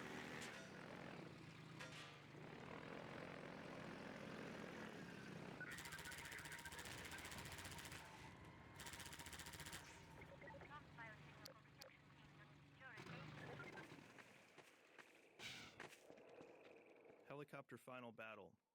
We designed this area as the arena for the final showdown between the player and the Combine attack helicopter. It's the player's chance to finally eliminate the relentless enemy that's been hunting them since fleeing underground after leaving Kleiner's lab. This area went through many iterations to get right. It needed ample space for fast-paced vehicle combat, a smooth movement flow with clear path options, and reliable performance. We also aimed for visual clarity suited to combat, striking but not overly noisy, while ensuring it would serve as a memorable vista once the helicopter is destroyed. Yeah.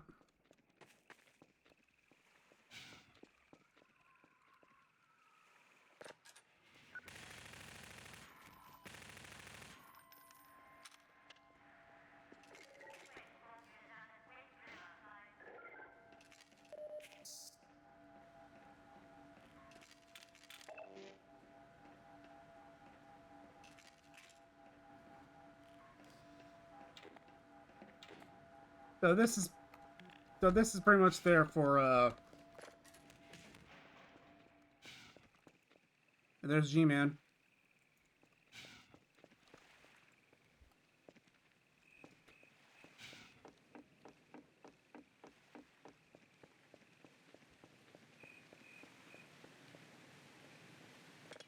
He pretty much disappears.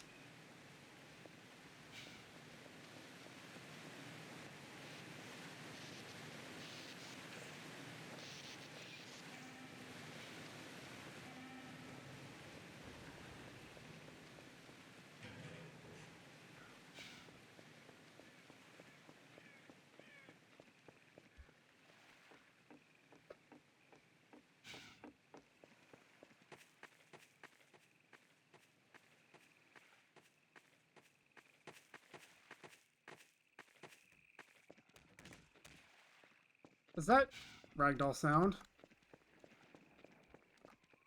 Oh, that's why.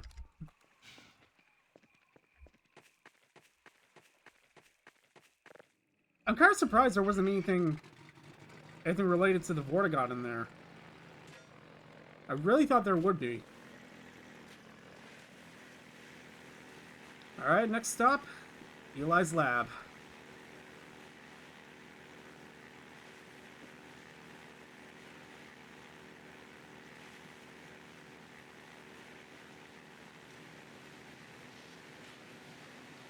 Oh yeah, there's Ravenholm over there. Black Mesa East.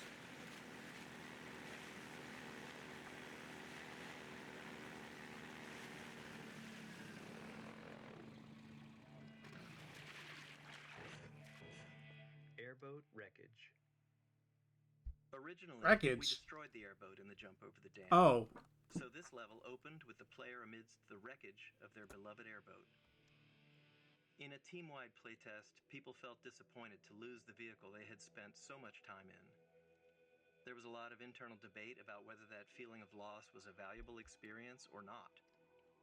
Ultimately, we decided to leave the airboat intact to allow for the possibility of the player reuniting with it someday. Some say that airboat is still out there, waiting for you.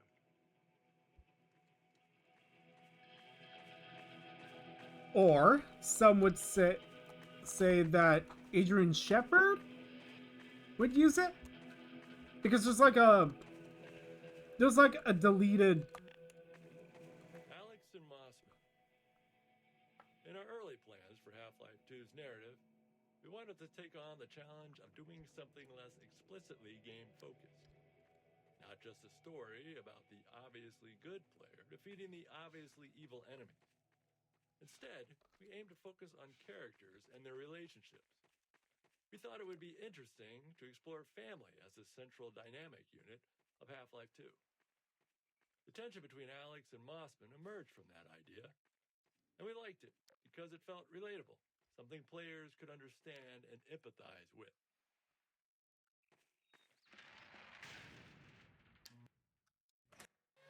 We've got something. Okay, it's human. Hello? Take it easy in there. You're safe now. You'll have to forgive the scanning process. We can't take any chances. Dr. Freeman? Gordon Freeman? Is that you? You've made it here this quickly. Well, Eli is going to be amazed, not to mention relieved. I'm Dr. Mossman, Dr. Judith Mossman. I've been hearing about you since long before the Black Mesa incident. Oh, Black Mesa. I do so envy you working with Eli and Dr. Kleiner when they were at the top of their field. Ah, there we go. You can come through now. So basically, Judith was up for Gordon's position, but Gordon edged her out due to. You know what? Eli actually explains it.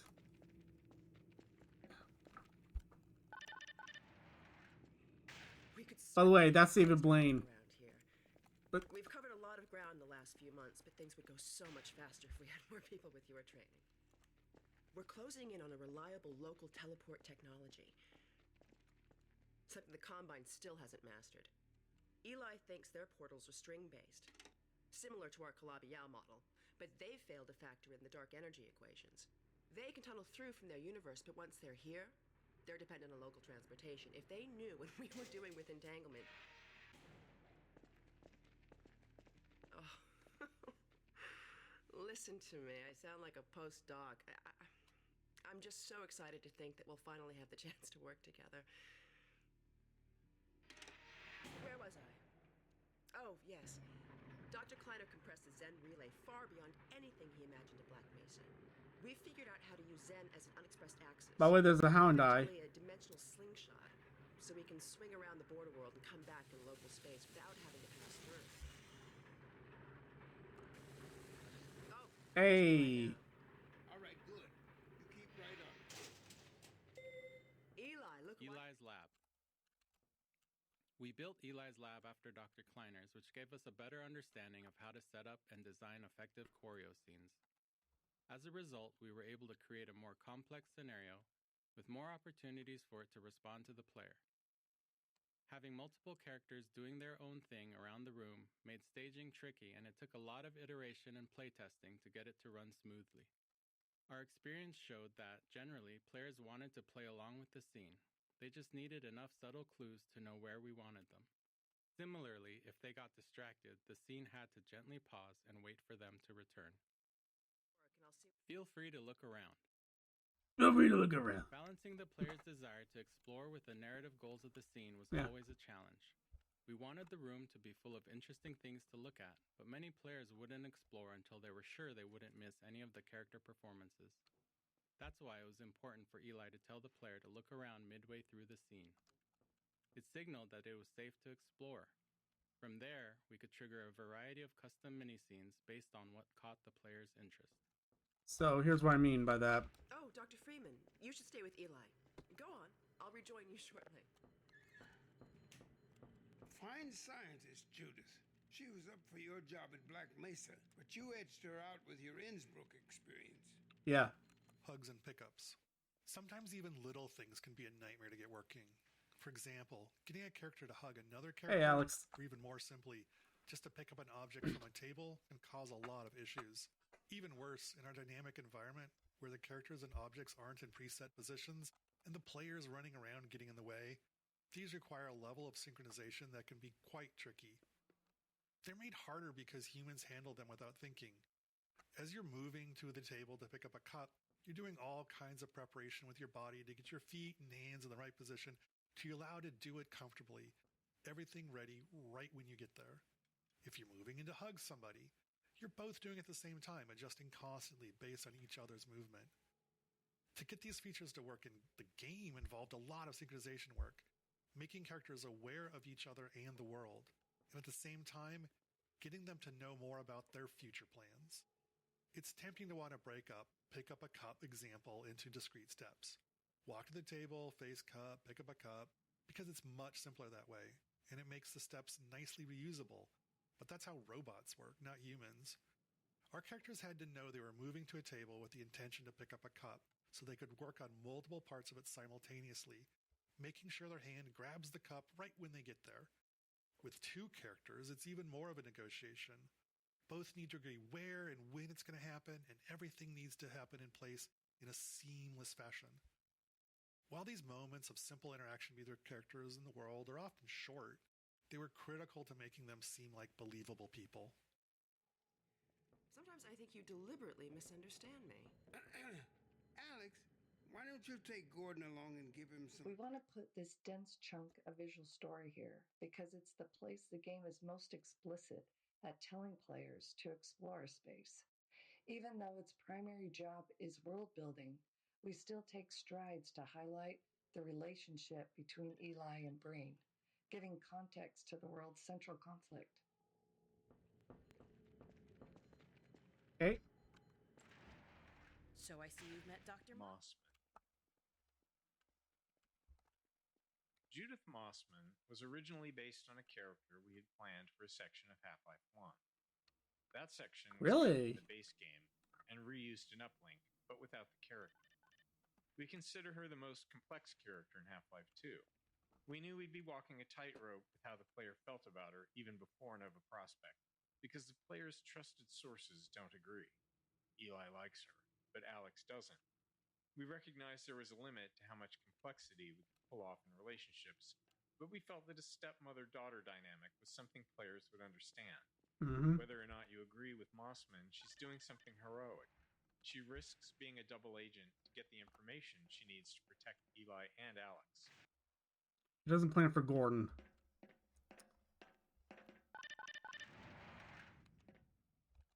Eye shader.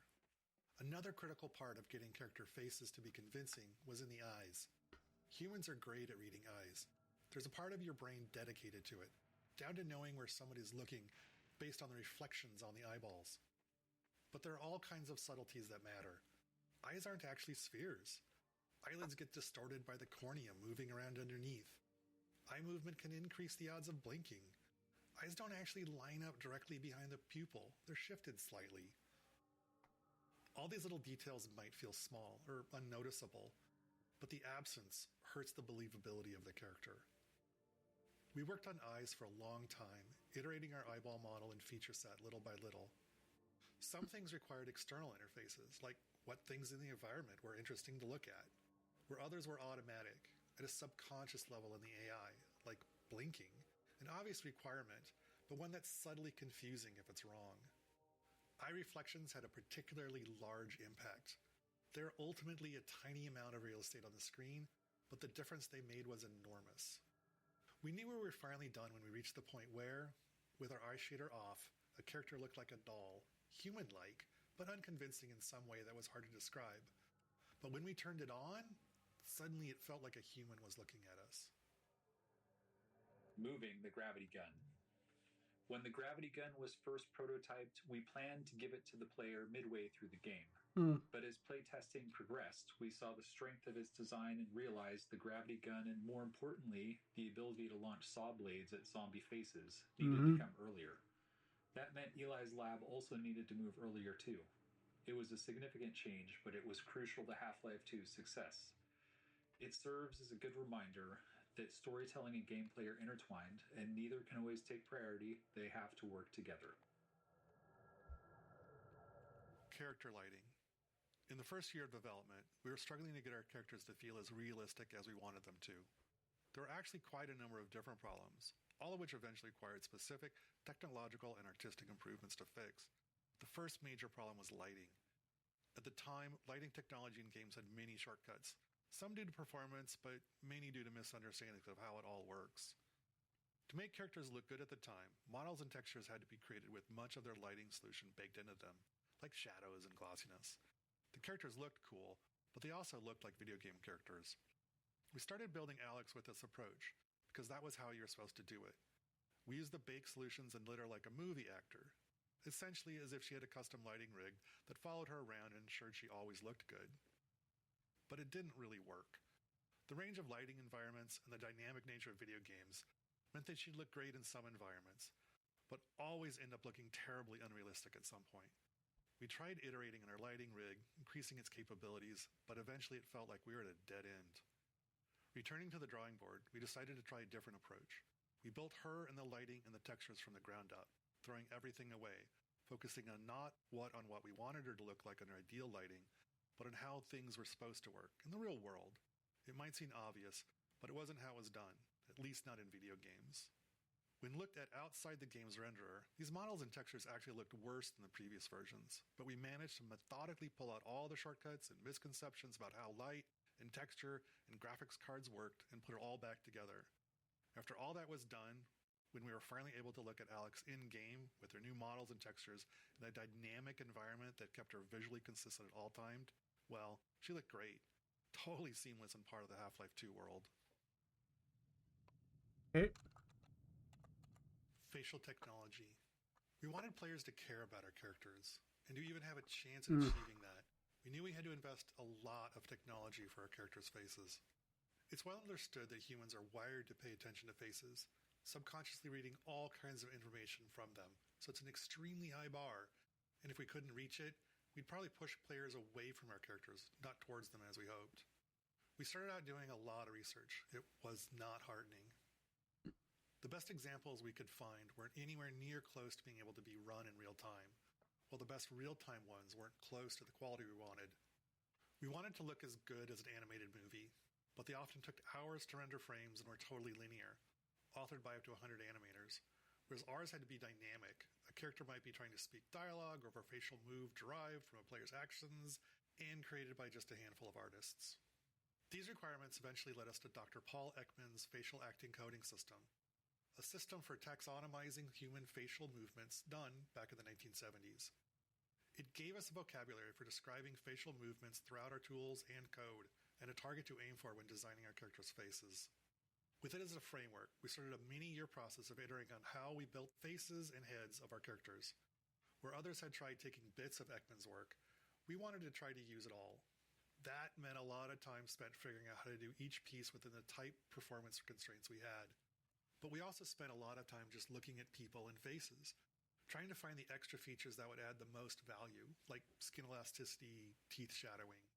In the end, While we weren't able to do everything we wanted, we did manage to get the pieces we thought were the most important to a convincing facial performance level on our characters.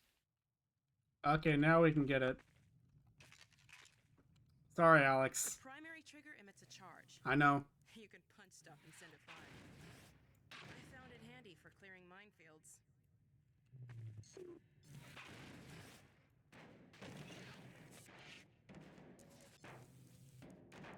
The secondary trigger lets you grab things. You can throw them with the primary. Once you've picked something up, you can drop it gently by pressing the secondary trigger again. Pick up some stuff and toss it.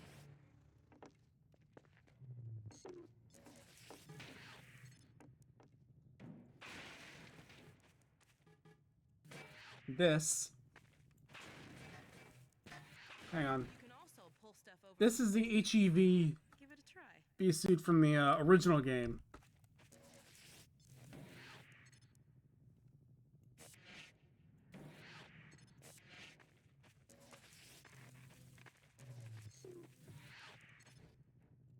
See if you can stack some stuff to climb up here. All right.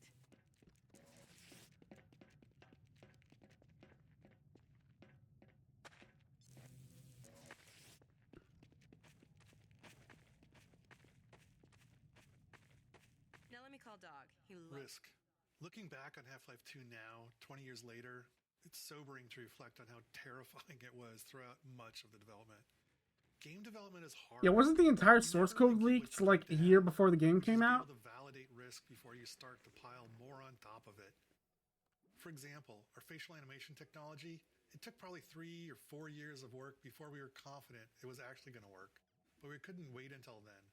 In that first year, we immediately started making all kinds of other choices in our game design, our asset production, and our other technologies, all based on the assumption that our facial animation technology was going to work in the end, from a quality and performance standpoint. If it hadn't, many of those other choices wouldn't have worked either. At the same risk profile is true of other large choices we made early on. We can't wait. We just have to build and hope that our guesses will be true years from now. Terrifying.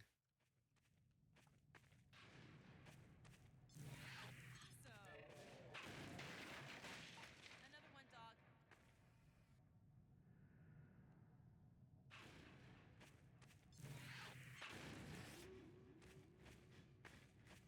Dog, go get your ball.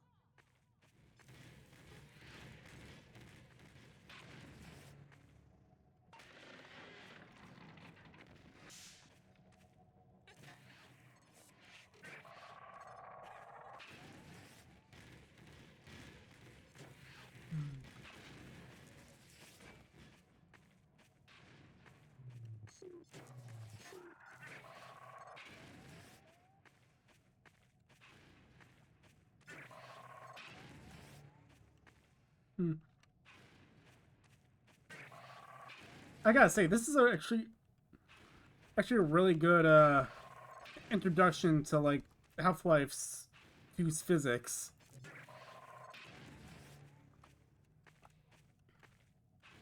Good throw.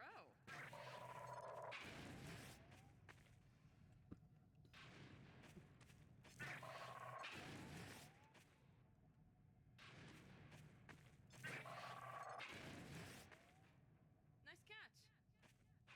When I told you Dog liked to play fetch, I didn't tell you who'd be fetching, did I?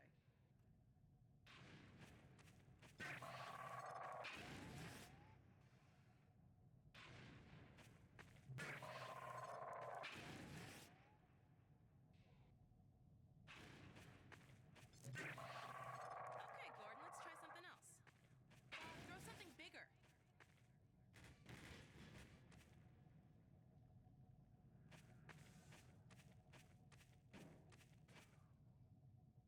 No, Dog. Oh wait, No, no, boy.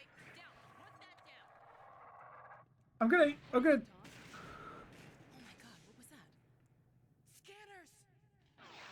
Combine sweeping the area. We've got to head back to the lab. Come on, Gordon.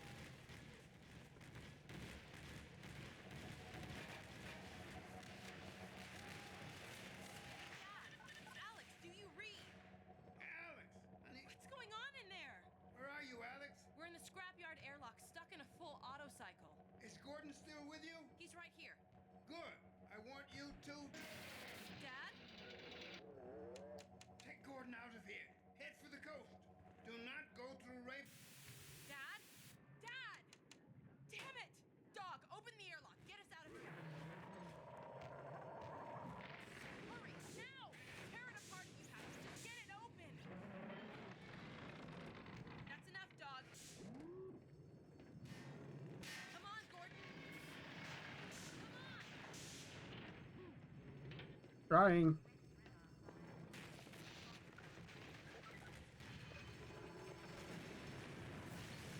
I don't want to lose this. Gordon, you need to get out of here. I can't leave my father. Dog, take Gordon to the Ravenholm tunnel, then circle around and try to meet up with me. Hurry! Okay. Now to Ravenholm.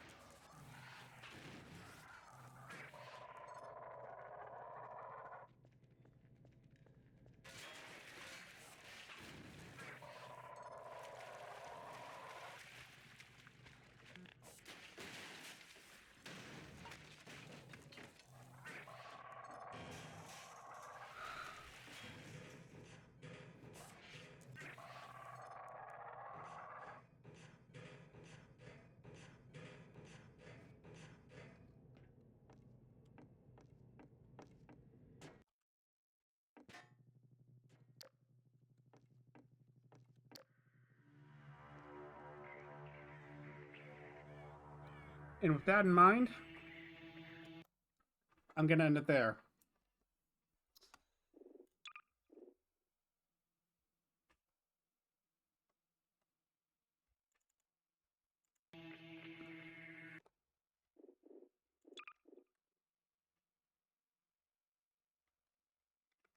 Our benefactor. Oh, this has been 2019. Oh, it actually saved my old save files. Okay, so we'll end it there. And that is all for this time. If you enjoyed the video, leave a like, subscribe, and click that notification bell to be notified every time I upload a new episode. Ultron Prime, out.